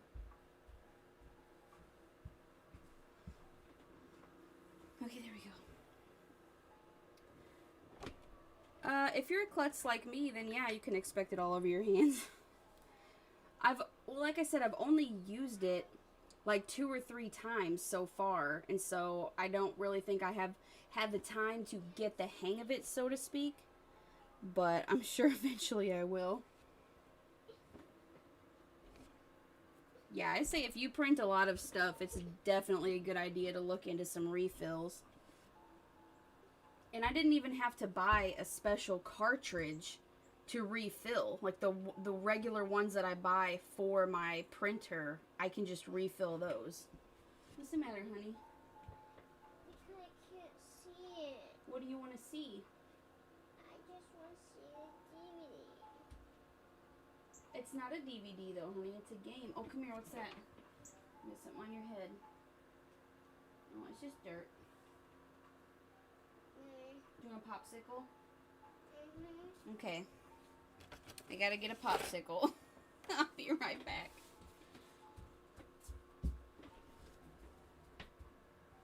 Zuma need a popsicle? Aren't you gonna play Snow Runner?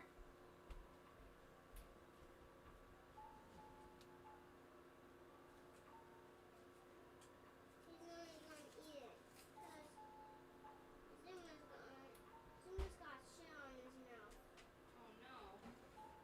Because he can't eat it. Zuma, that's a Zuma toy. What make his lips dirty? No, he's not dirty. Wait, you got yellow eyes are dirty. I'm cleaning his eyes. Yeah, those are dirty. There you go. Orange. Okay.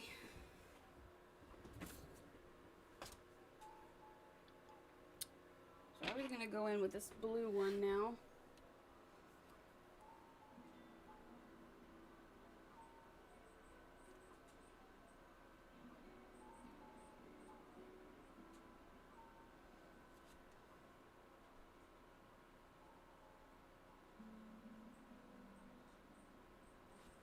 So are you guys working on anything currently? Like right now? Because I hope so. I hope you're not just sitting here and watching me do this without doing anything else, because I'm very slow and I'm also getting interrupted a lot, so I apologize for that.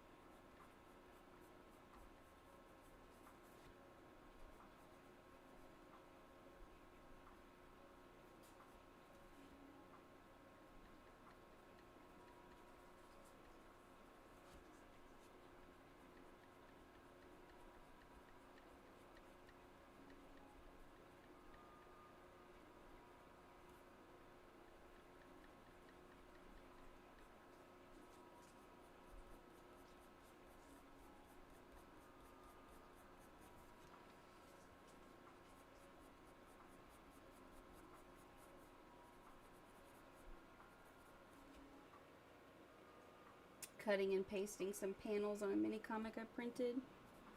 Yeah, you know, I've been making a lot of excuses and not many comics. That's what I've been doing. I have always wanted to try making a comic.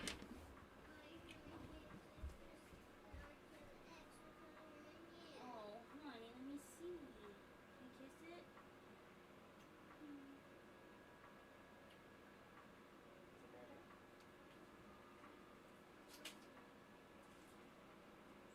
Yeah, it's hard. It's a hard game. Oh no, you're stuck in the water.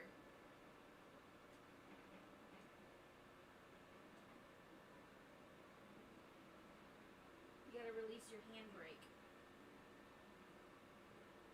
Here, let me see. Let me try. Oh, RT.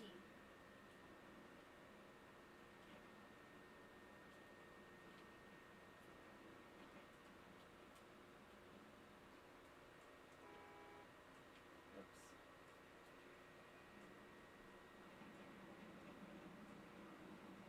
Get out of the water. Come on. Oh no. Can we back up? Okay, you drove through the water.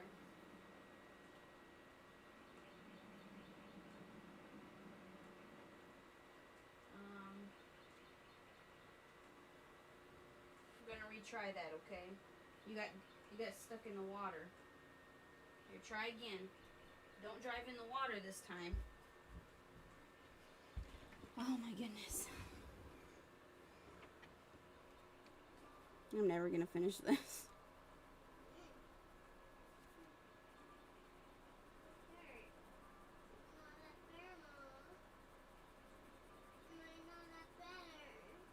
Buddy, I don't know what you want me to do, hon. Come here. Come here, let me see. He's hurt his hand somehow. I don't know how, but the kisses didn't make it better. It still hurts.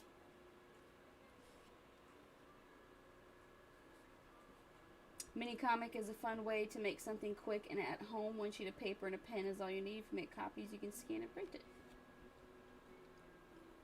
They look like a lot of fun to make. I mean, they look like a lot of fun to have made, but the process of making them, like, I'm not really good at storytelling, and they seem like they take a long time, and I already have, like, this bad motivation to get up and draw when I know I need to draw something. And other times I have too much motivation. I have like 3 different things that I want to draw at the same time.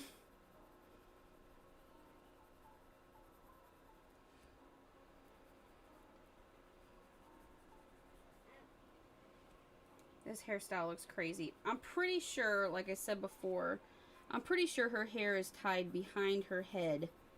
And then she's just got like these crazy flyaways coming off the side. It's hard to make that read the way I want it to.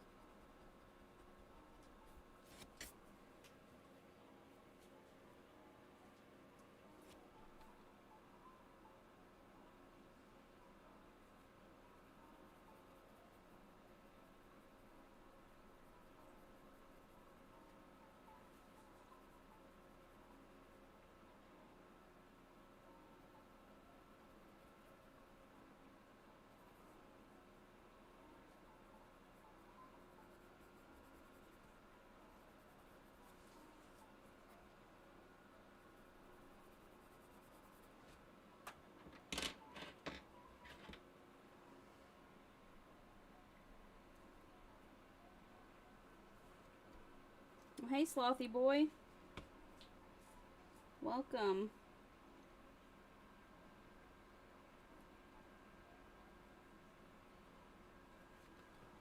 I keep grabbing my camera. Keep grabbing my camera cord with my pencil.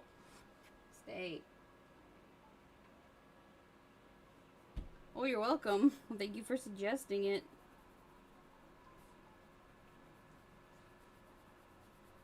I don't normally draw animals, but that one was fun.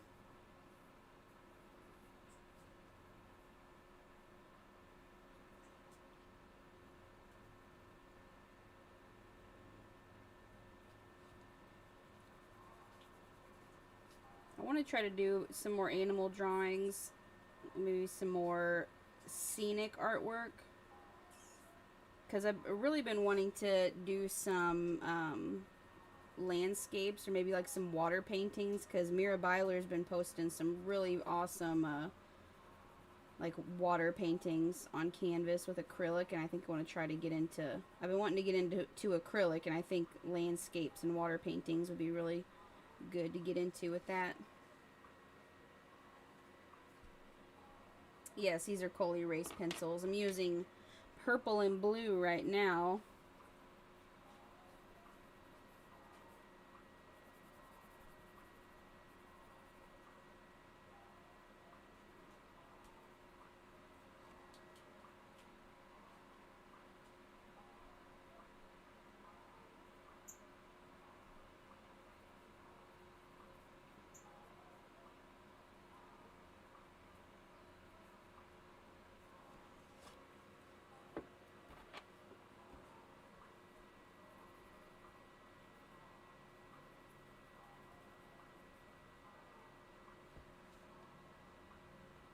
She's got her tongue sticking out of her mouth. I'm not really sure how I should color the tongue. If it should just be like a purple color.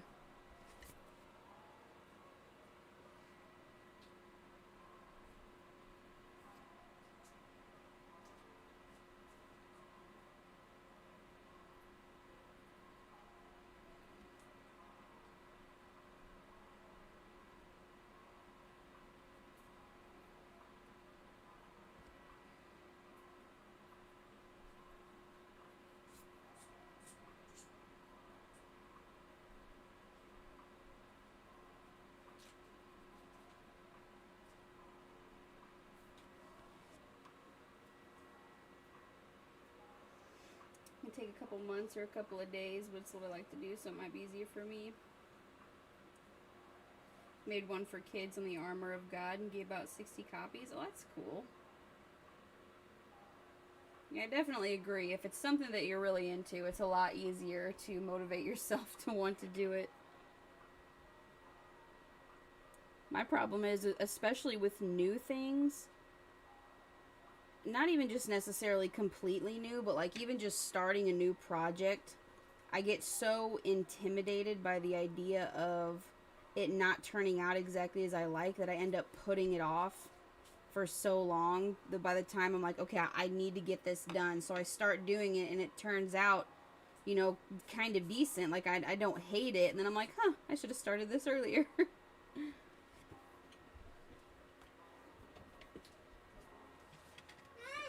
Uh-oh, what happened? Aw, buddy. Why do you do that? Oh.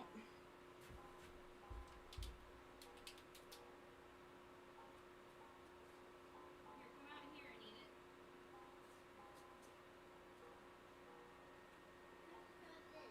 Yeah, just stand up. Bring it out here.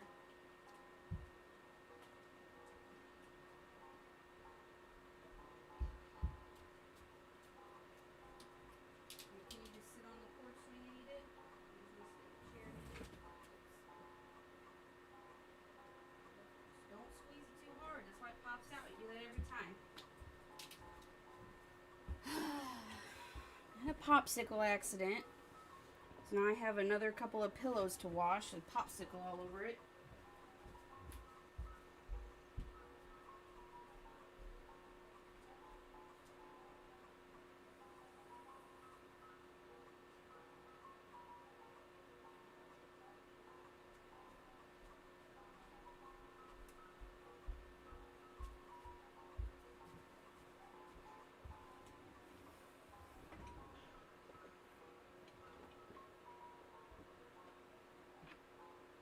Okay.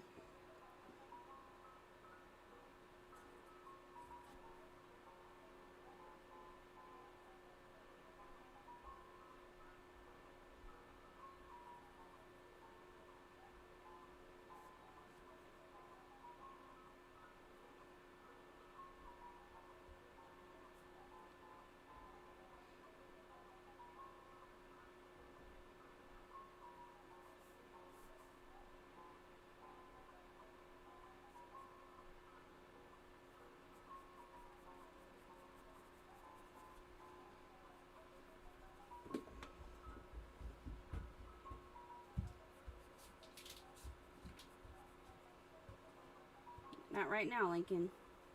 Because we have to go with Daddy and Grandpa. I'm gonna go with Daddy and Grandpa. Buddy, I think Daddy's working on the bandsaw. I just want to go to the thing we're going to the saw.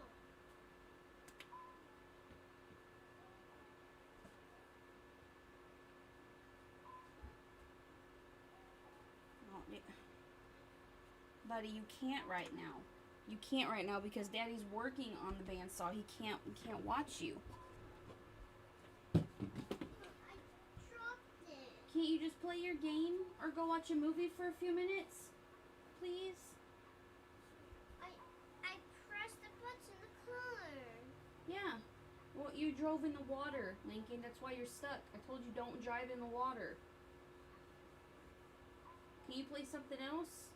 Can you play Onrush? No. You drive those cars. I'm just going this way. I don't want to go. How about you go jump on the trampoline?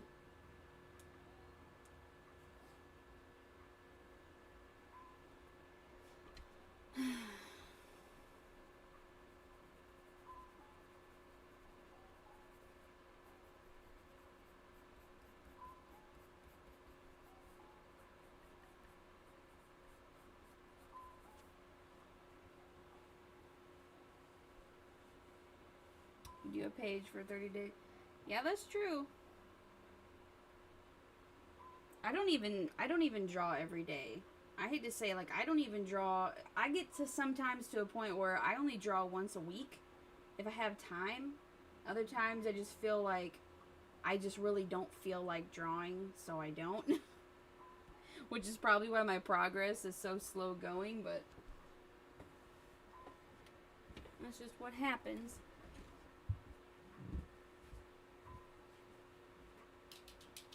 Lincoln!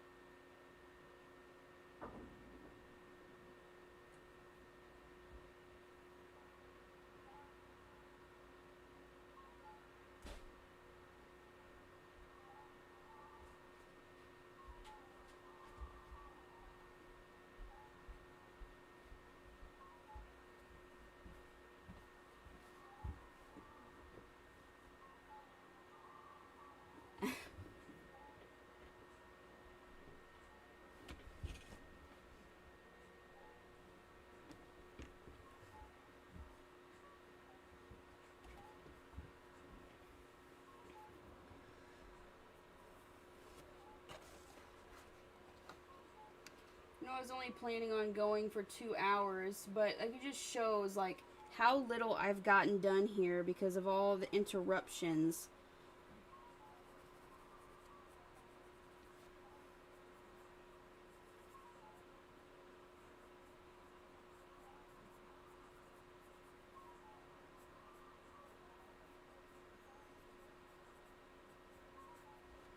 Any other time, my kids can sit on their tablets and watch YouTube for hours. But the time that I need them to sit still and be quiet and let me do my thing, that's the time that they don't want to do that. That's how my day's going.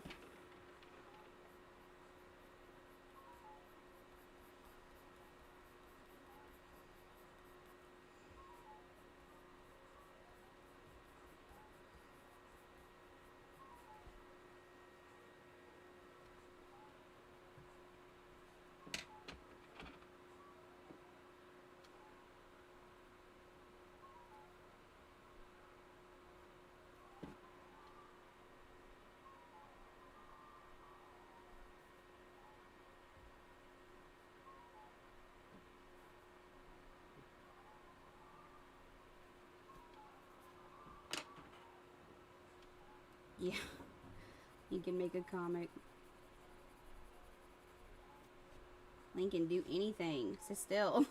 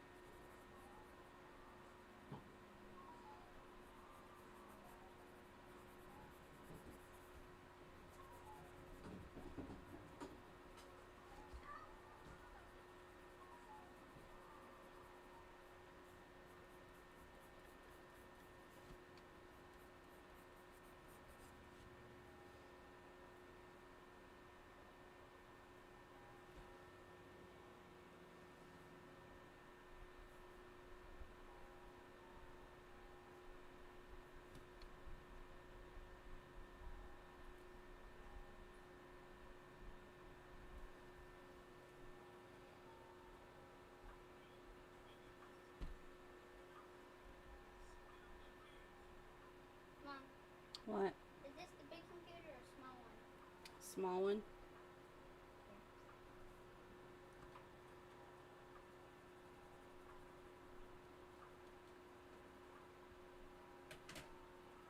You have to stay off the internet though. Ew, what? And Lincoln dropped his popsicle. I was gonna play Roblox. Alright, well, just gonna have to give me just a little bit, son.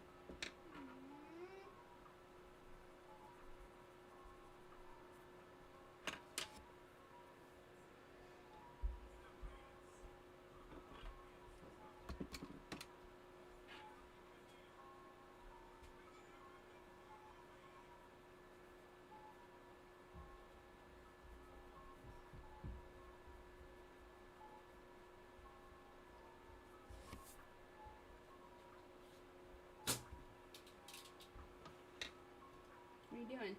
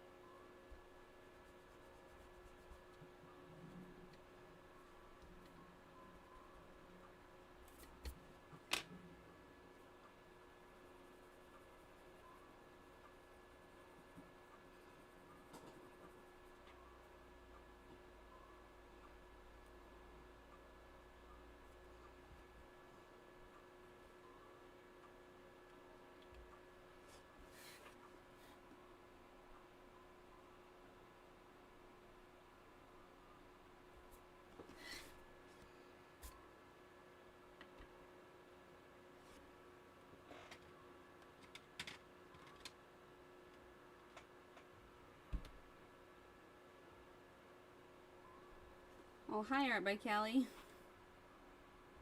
It's a little slow going here. I'm almost ready to move on to the third one.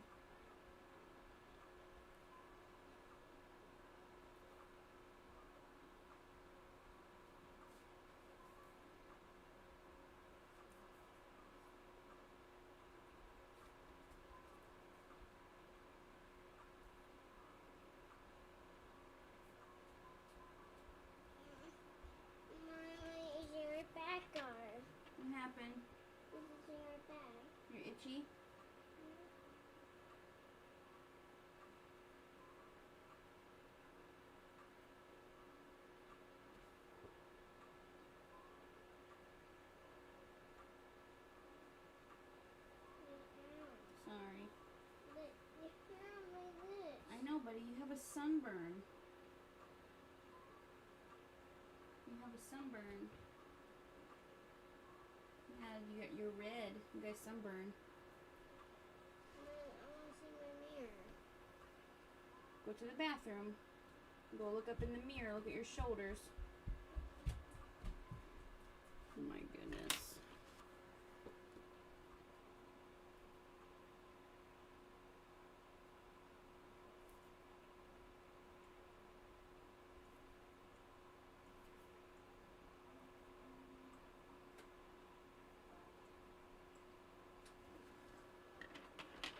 So is her silly face coming across? Like, I feel like it's much stiffer in my drawing.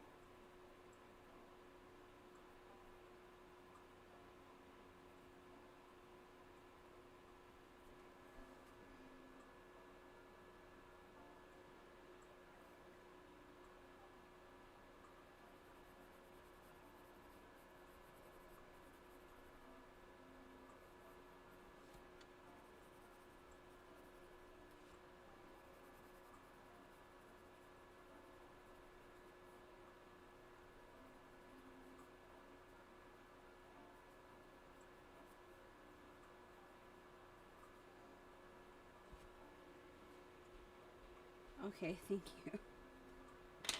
I need validation. No, it's just that I keep getting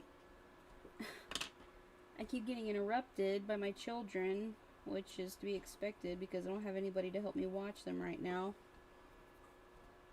But it's kind of frustrating because, like, I feel like I keep having to get up and then walk away from it, and then I come back and forget exactly what I was doing.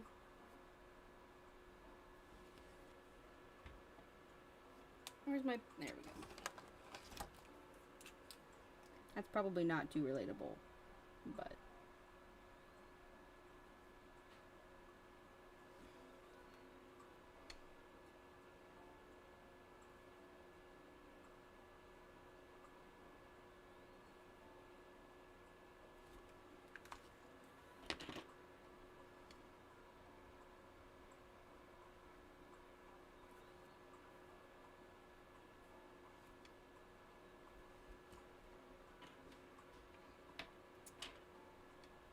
I think I'm just going to go ahead and move on to the next one. And for the next one, I think I'll use the Tuscan red.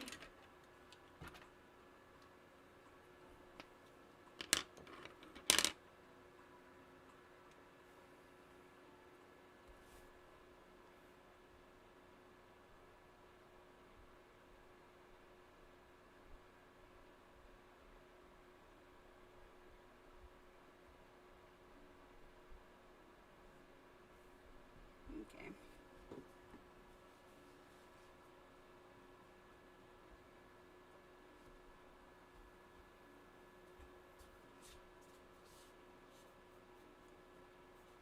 And this one is slightly more of an angle.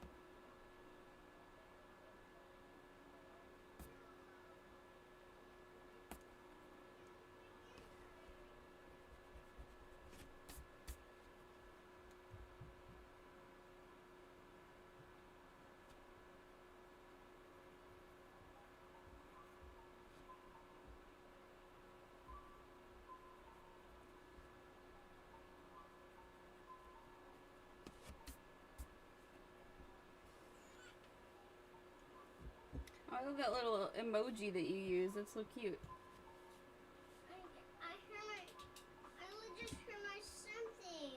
You hurt your something? Yeah, because I hurt That's what he's coming to me with now. I hurt my something.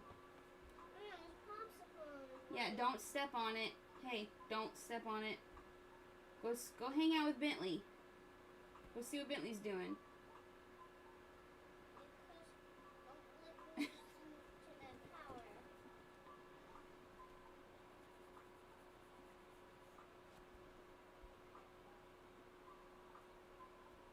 This face is already just a little bit bigger than the other ones were, but it's okay.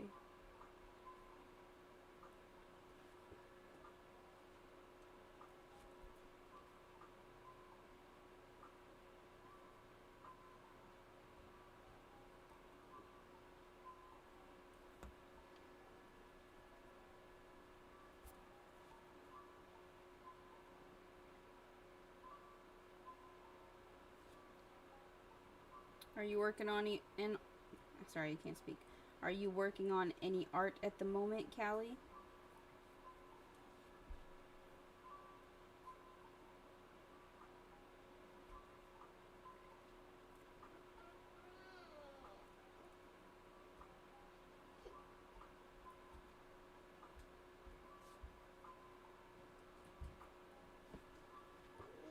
I left myself over that cane. Hey, can you go sit down somewhere and play your game? Or go watch a movie in your bedroom?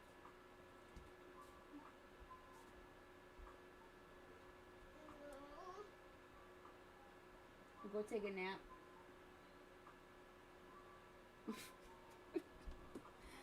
Oh, goodness. Okay.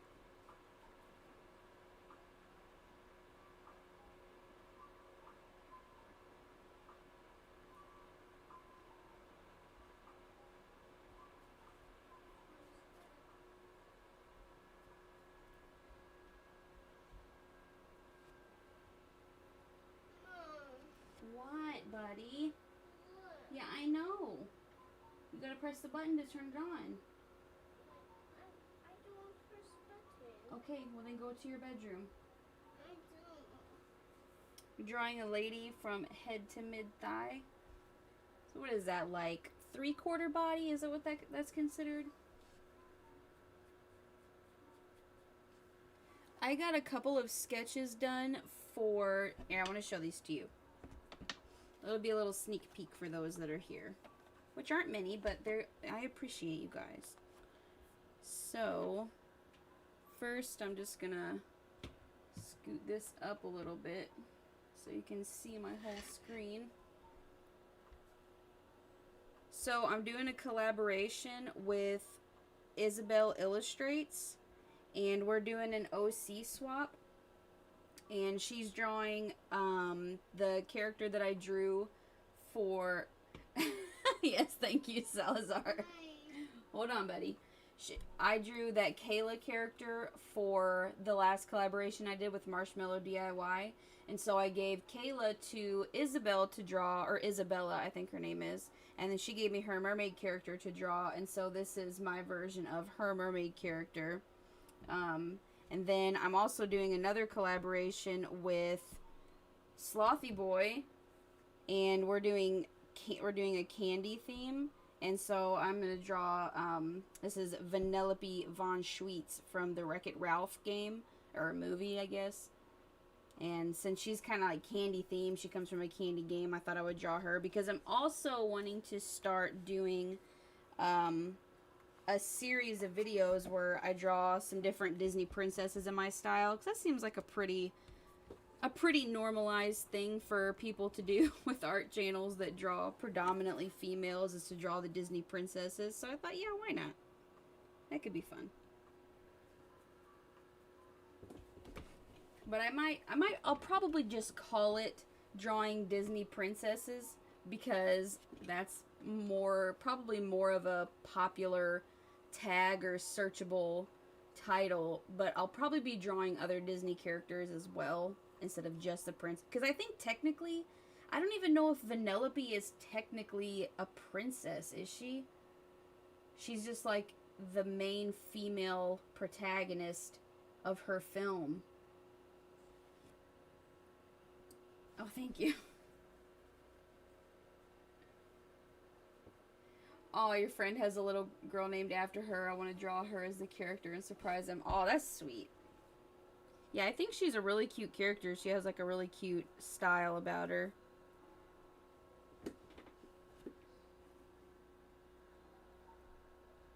But she's what I figured I would draw for Candy. Because coming up with characters is hard. Like, when I drew that one about Kayla, I feel like she's just so bland and basic, which I mean is not a horrible thing, because I'm sure there are people like that, but I'm not saying it's a bad thing. But it's just really hard for me to come up with complex storylines and backgrounds for characters. Oh, she's a princess in the game. Interesting. But does that make her a Disney princess then? I mean, wasn't it like in the movie, or wasn't it in some Disney movie where she goes into like a room with all the other Disney princesses and they're trying to determine whether or not she is a princess? They ask her if she can like talk to animals or sing to animals, or if she has an animal companion or something. Yeah, Art by Callie. I think that's what I mean.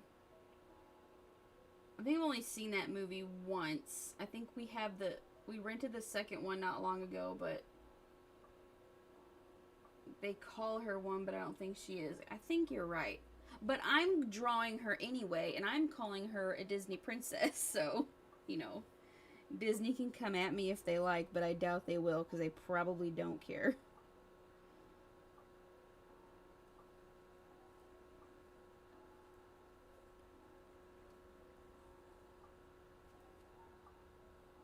She has a cute design and she's candy themed, so that's why I'm drawing her.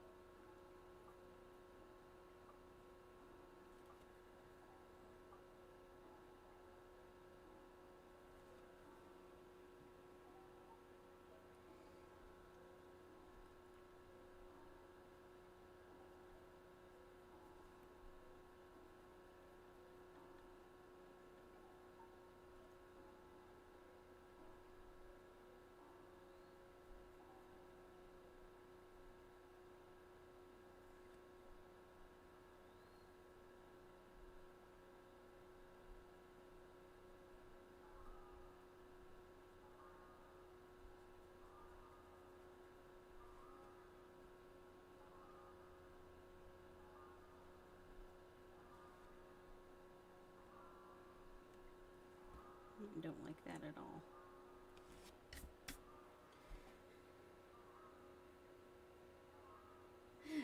Yeah, something like that, Callie.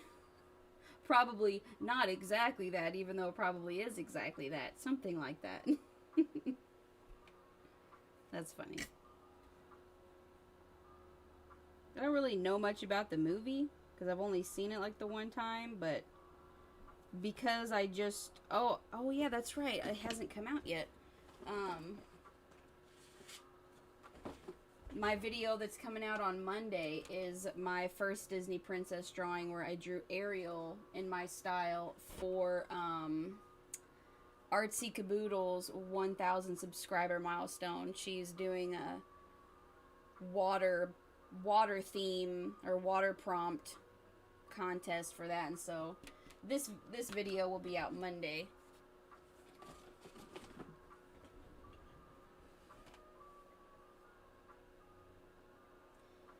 In Wreck-It Ralph, at the end, it's discovered that she is the queen of their world, but she chose to be a glitch. Ah, I see. Well, still not a princess. To Disney, I mean.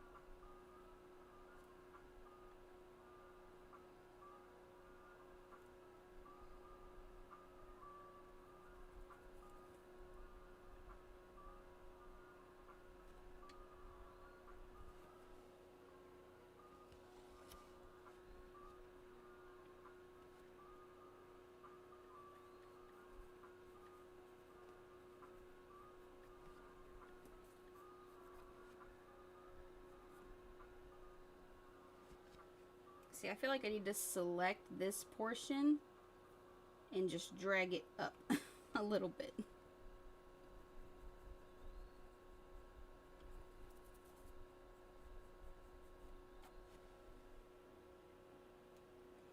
Alrighty, Salazar, we'll see you later.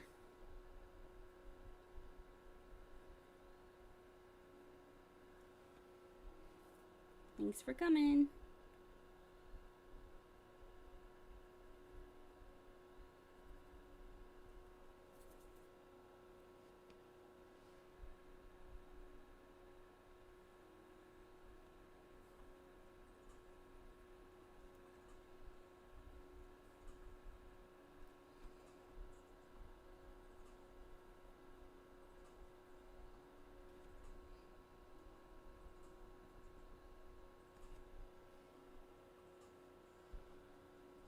Yeah, I was just talking earlier about pinching and zooming, trying to pinch and zoom on the paper. Doesn't quite work that way, unfortunately.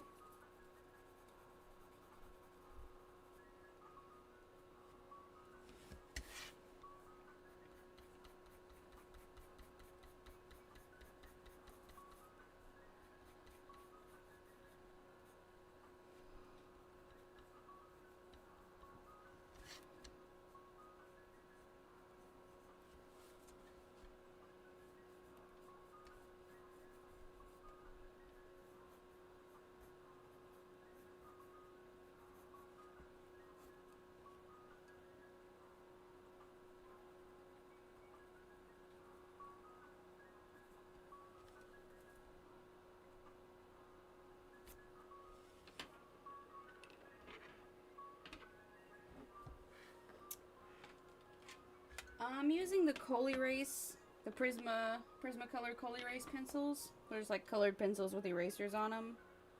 I'm pretty sure you can erase regular colored pencils as long as you don't like press too hard, but I think I got these in a set of like, what is it,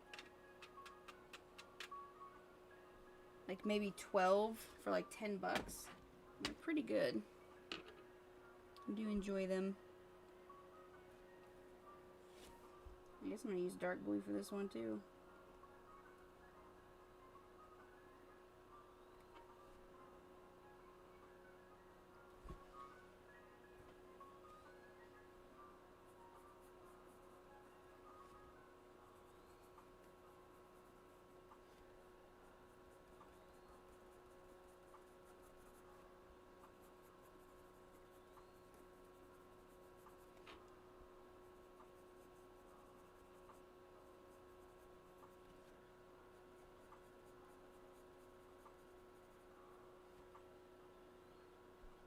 Yeah, they're pretty much like regular Prismacolors, except I feel like the lead is slightly harder. Let me see.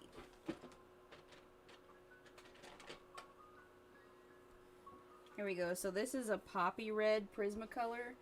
This is just like a regular orangey red color pencil. I feel like the lead is pretty soft. And then this is a vermilion red Collabs pencil, which is also like an orangey red. But the lead is a little bit harder, and so it goes on a little bit more smoothly. With the Prismacolors, you can kind of still see the gaps in the paper when I'm just lightly pressing down. But with the Prismacolors, they're so soft, you don't really have to press that hard to get a lot of pigment down. With the Collabs pencils, it's more like meant for sketching, I guess, instead of like coloring in. Which I guess would make sense because they're... I almost started using that one. They have erasers, and I think actually, so like, you can still erase colored pencils. Like, this is where that colored pencil was, the top one. And the bottom one is the Collabs. They do somewhat erase, like not extremely well. I wouldn't put a lot of pressure down on them, but you can erase them to an extent.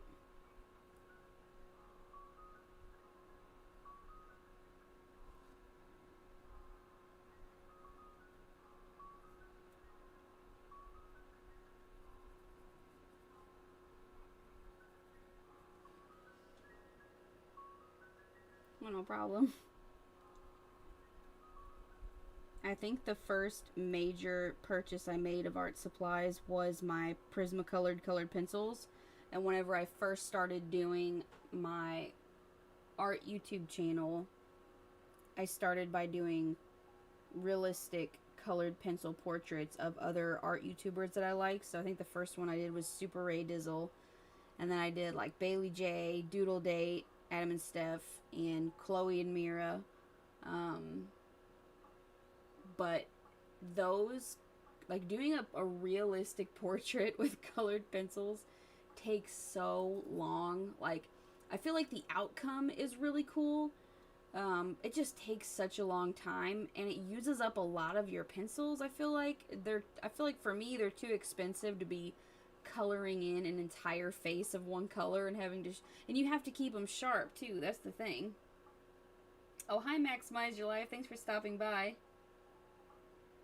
But with those colored pencils, another thing is I feel like you have to keep them super sharp, and so you end up wasting so much pencil just sharpening it away. But oh, top shelf art, thank you. I appreciate that. I'm actually almost done here. I think this is going to be my last sketch for the day.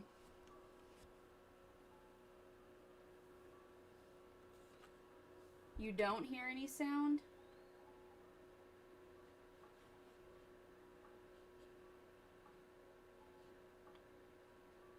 Can you not hear any sound?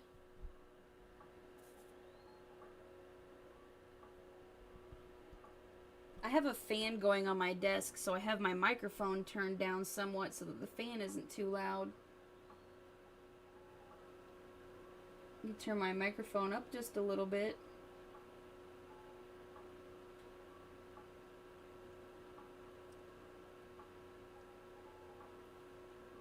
I think Callie can hear me because she's responding to stuff that I'm saying.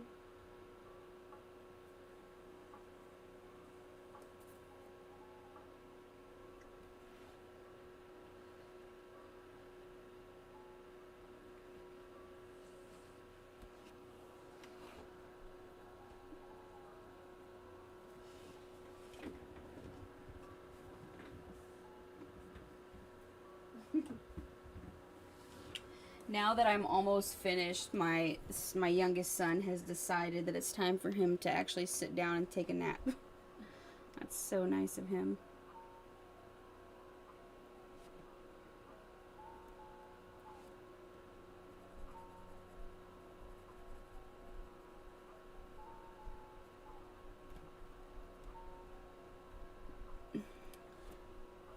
So I actually kind of hate how this last face turned out.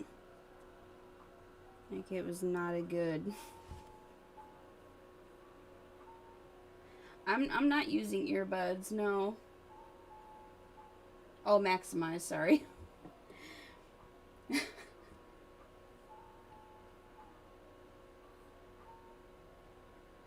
I didn't look at your name for some reason. I just looked at maximize, and so I thought that maximize was speaking, but my bad. Okay, you got it figured out good.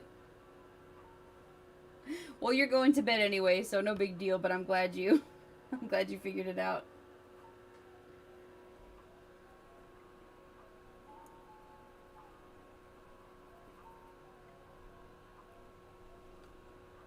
Oh, welcome back, Slothy boy.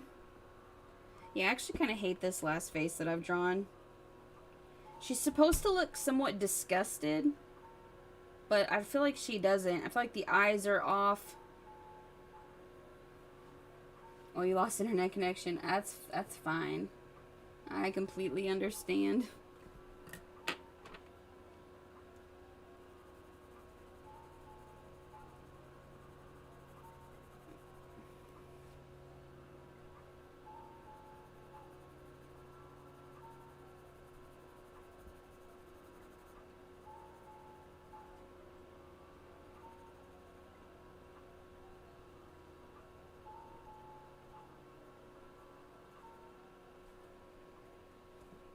Add some shading to the face and hope it helps.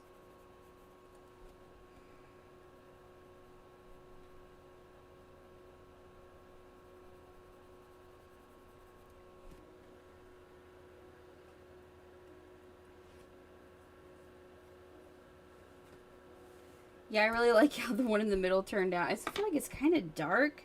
Like, I shouldn't have shaded in it as much as I did. Maybe if I lighten it up just a little bit. Well, I feel like the problem is I feel like her hair is too close in tone to the skin. So I need to like lighten up the coloring on the skin and darken it on the hair. Because in the reference photo, her hair is like black, I'm pretty sure.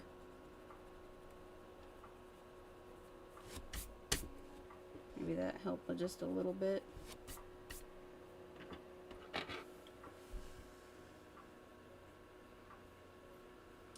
She looks like she's reacting to a tongue-in-cheek kind of joke. Yeah, I guess so.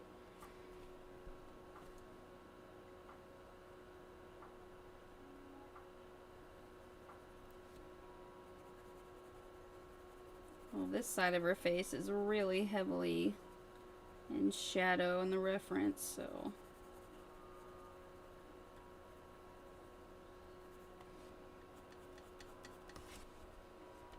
I'm gonna go ahead and just get the hair super dark because I feel like that's gonna help me focus on my contrast and my tones.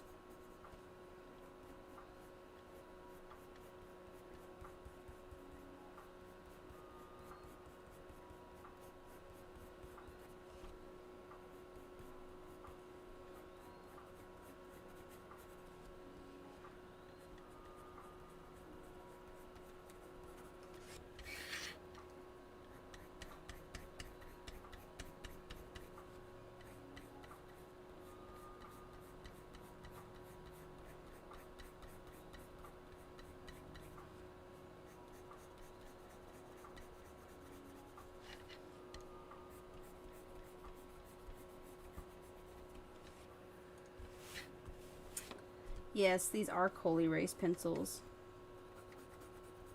I love them. I'm going to, actually I could probably do that now. I started doing Amazon affiliate links, and so if there's ever anything that I'm using in my video, I'll have it linked in my description, and if you end up buying it using my link, I get like a small commission.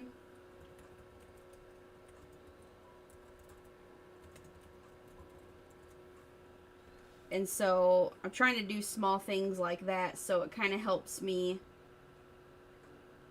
afford all the art supplies that I end up buying. Obviously, it's not anything that is, you know, don't feel obligated ever to buy anything, but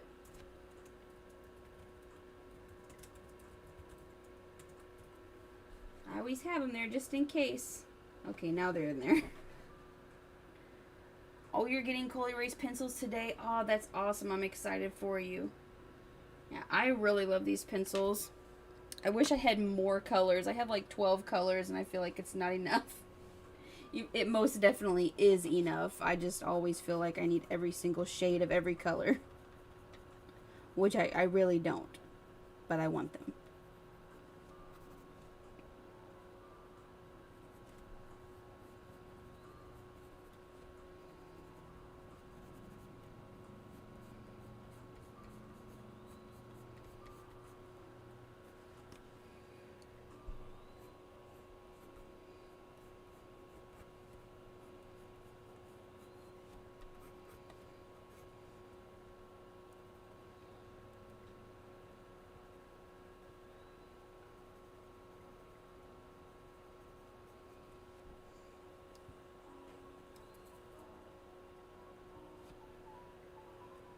Yeah.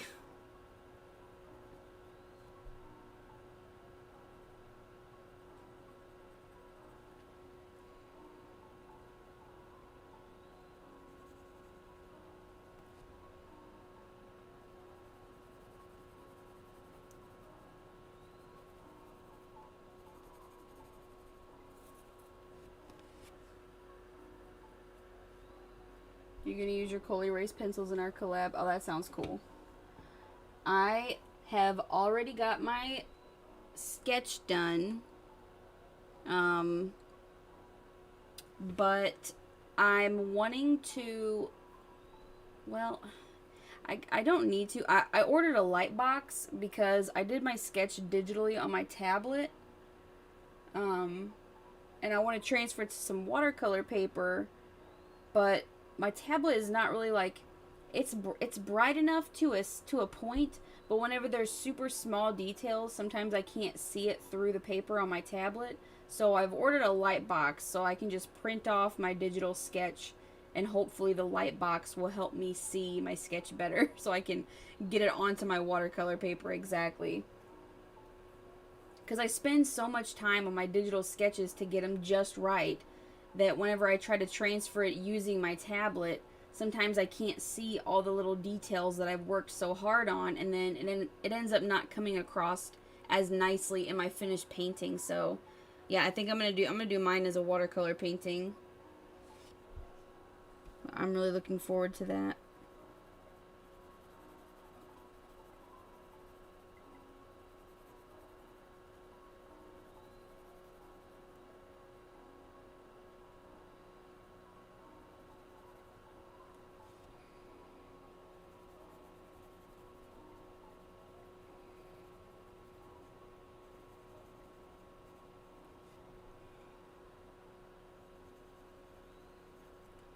I wanted to do a watercolor painting for a live stream, but I didn't really have any kind of drawing prepared, and they just take so long. Like one painting would take me from like 4 to 5 hours to finish, and that's, you know, not really including dry time.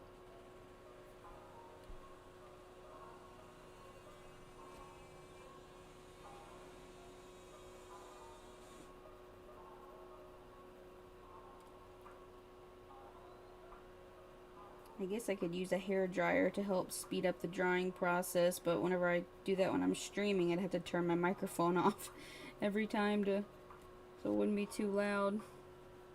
I'm not drawing the shoulders on her because I didn't do it on the middle one. She doesn't have her hands in the picture, then she doesn't need shoulders.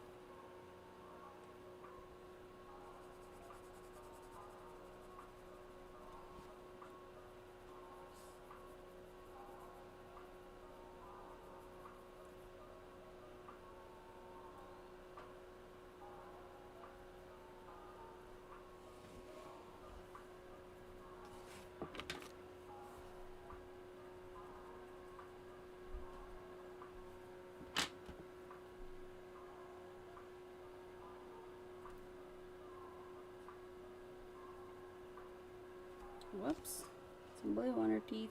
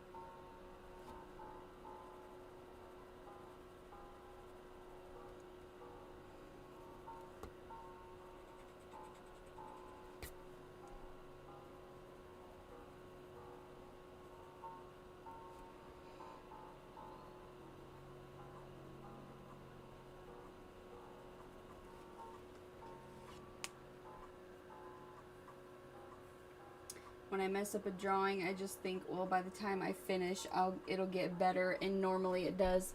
You know, that is absolutely 100% true, and I tried to force that on myself the other day. So, I started painting my part of my collab with Isabel Illustrates, where I'm painting her mermaid character, and I accidentally put my sketch on my Canson watercolor paper, which is like the cheapest watercolor paper I think you can get at like Walmart. It's only like $5 or $6 for a huge pad. And the paper is just like, the quality is just, it's so hard to work with, because even when you use the wet on wet technique, like you can see in the face here, I don't know how well you'll be able to see it, but it's not smooth or flat looking at all. And like here in the arms, I use the wet on wet technique, where you put the water down first, you get the paper wet. You know, it's not soaking wet. There's not a puddle of water on the paper. It's just soaked in the moisture, to where if you put some color down, it should blend in with no hard edges except where you didn't put the water, you know. So if I fill in the arm with water first and then put the color on it, the only place it should have a hard edge is on the edge of the arm, where it's going to have an outline of a pencil anyway, so it's not going to be noticeable. but you can see that like the color still dries with a hard edge even though there's water down in the paper. So I don't know what it is about Canson paper. It just doesn't, it soaks up the water fine, and you can even see kind of here in the tail where the color dried with kind of a hard edge instead of a soft edge. It's kind of hard to explain, and it's kind of hard to see on camera right now because the light exposure is so bright. But what I used for this painting was some Arches watercolor paper. Let me just turn the exposure down on this because it's super bright. You can't hardly see.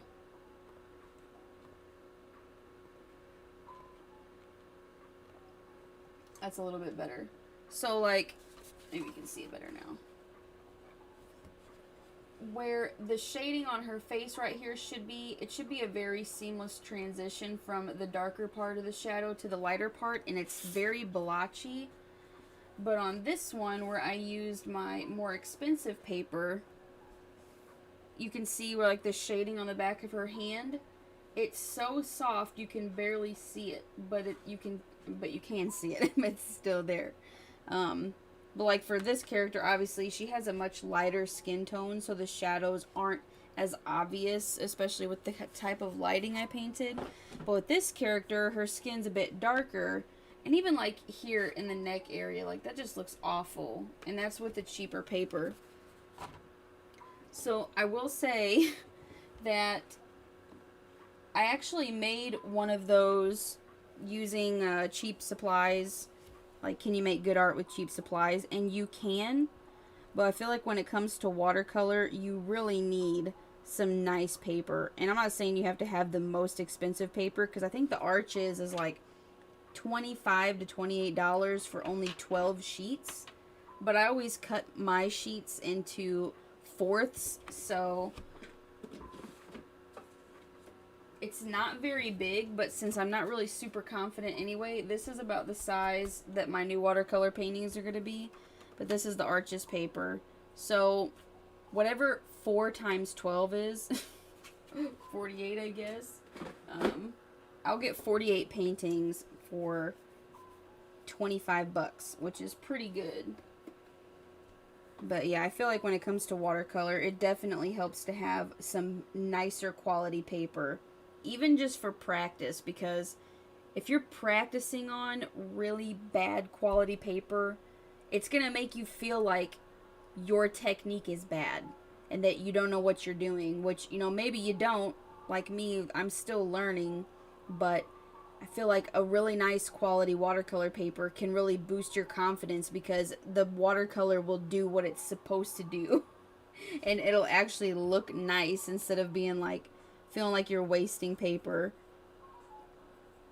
So yeah, I feel like I went on a little bit of a rant there, but it's really important.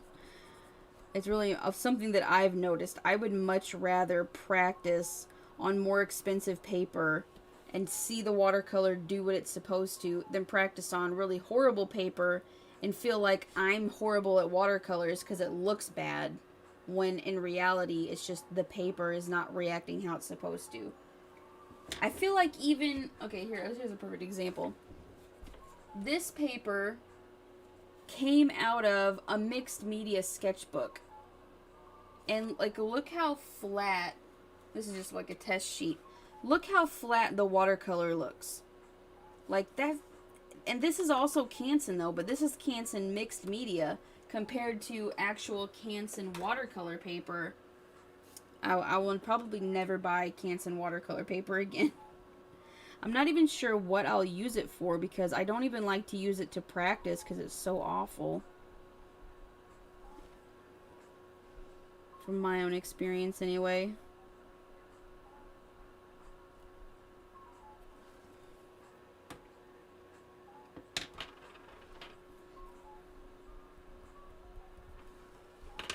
I think I'm going to add in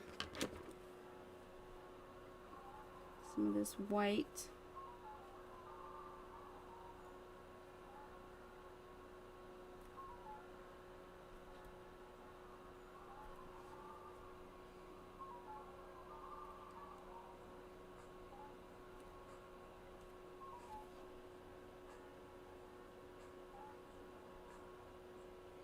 Oh, welcome back. I'm very close to being finished here, I think. I'm starting to get hungry.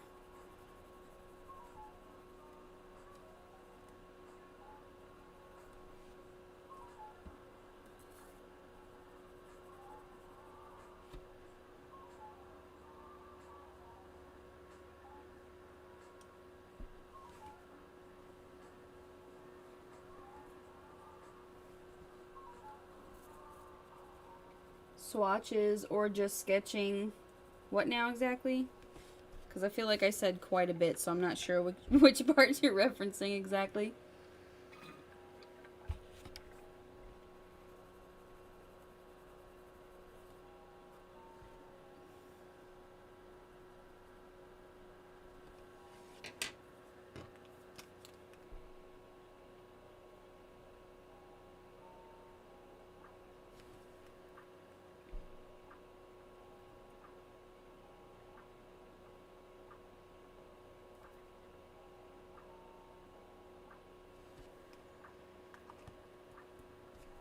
Yeah, for the Canson watercolor paper, I feel like for me personally, other people might have a different experience with it, but for me personally, the Canson XL watercolor paper, I have a pad of it. You get like I don't even want to dig it out right now, but you get like a pretty big pad for only like $5 or $6. It's very cheap. Um it's not 100% cotton. I feel like that's the big downfall of it, is it's not 100% cotton, but I feel like it would be good for swatches, for like testing colors, but for actually practicing watercolor techniques, like the wet on wet method doesn't work for me. Like when you use wet on wet, it's supposed to help you get a really smooth flat color, and that just doesn't work for me for some reason. And even when you use the wet on dry technique, if you have enough water in your brush, you should be able to cover, a certain area without having a hard edge in the middle of your color. But for some reason, like, it just soaks in the color so quickly and the paper dries so quickly that I always end up still getting a hard edge. Like, it's probably user error. I'm sure other people have, had success with the paper. I actually saw, I think, when I very first started watercolor painting, I remember watching a video of this woman comparing this specific Canson paper that I'm talking about, the Canson watercolor paper, versus some Arches 100% cotton watercolor paper. And she showed, I think it's called the cauliflower effect, where the hard edges kind of dry into what looks like cauliflower. Like the texture, the shape, or whatever.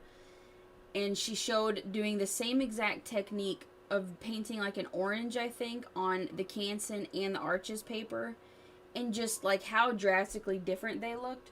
And I remember some of the comments were saying like, oh, you didn't put in enough effort on the Canson paper. You're just trying to make the more expensive one look better so that you get commission off people buying. And I don't know if she was what's the word? Affiliated with Arches watercolor paper or whatever.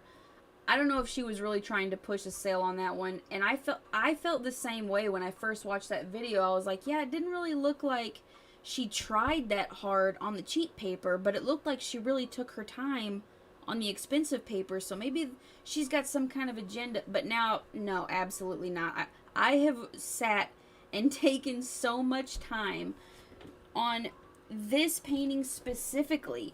Like, it might not come across like as bad. I mean, maybe it does. It might not come across as bad on camera as I feel like it's turned out, but like, I've stopped this. I've stopped progress. I'm not painting on this anymore. I've switched to, I'm going to transfer my sketch to my expensive paper and do it there, because I feel like I'm just wasting my time, really. Whenever you said earlier that you said by the time I finish it'll get better, and it normally does, it might turn out okay. This might turn out okay if I were to see it all the way through to completion. But because it's for a collab, and this is somebody else's precious character, that I'm painting, I want it to come out like the best it can possibly be, so I'm gonna use my expensive paper for that because I want it to turn out as good as it can.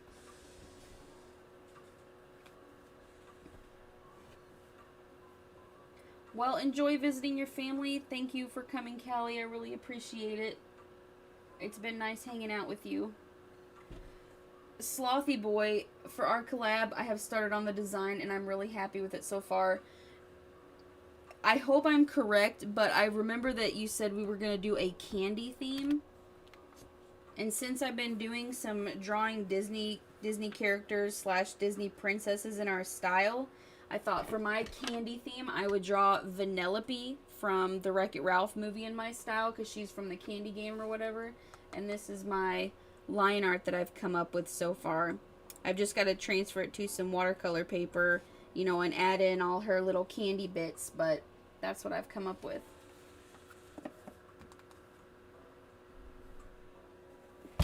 But I'm really looking forward to that, to our collab. I'm just going to color in her teeth a little bit wider.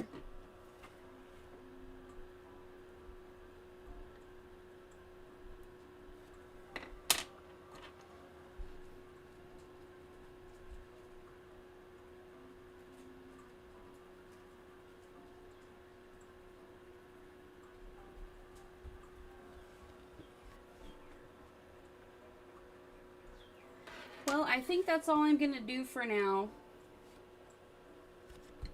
I think I'm done for now. So, thanks for hanging out, you guys. I think I'm going to end this one here. I think next week on Saturday, I might try to stream a little bit earlier. I might try to start at like 11 or so. I think there was one person in here earlier who said it was like 11:40 or like, actually I don't know. They said it was pretty late for them when I started, and I started at 1 p.m. my time. But so I might try a little bit earlier next time. You're gonna make a different character based off different candies. Ooh, that sounds like a good idea. Well, I'm looking forward to it, Slothy Boy. But I think I'm going to go ahead and end it here. So, thanks for hanging out, you guys. And I will see you. I might set my Monday video to a premiere. I'm not sure yet. But anyways, I'll have a video coming out Monday.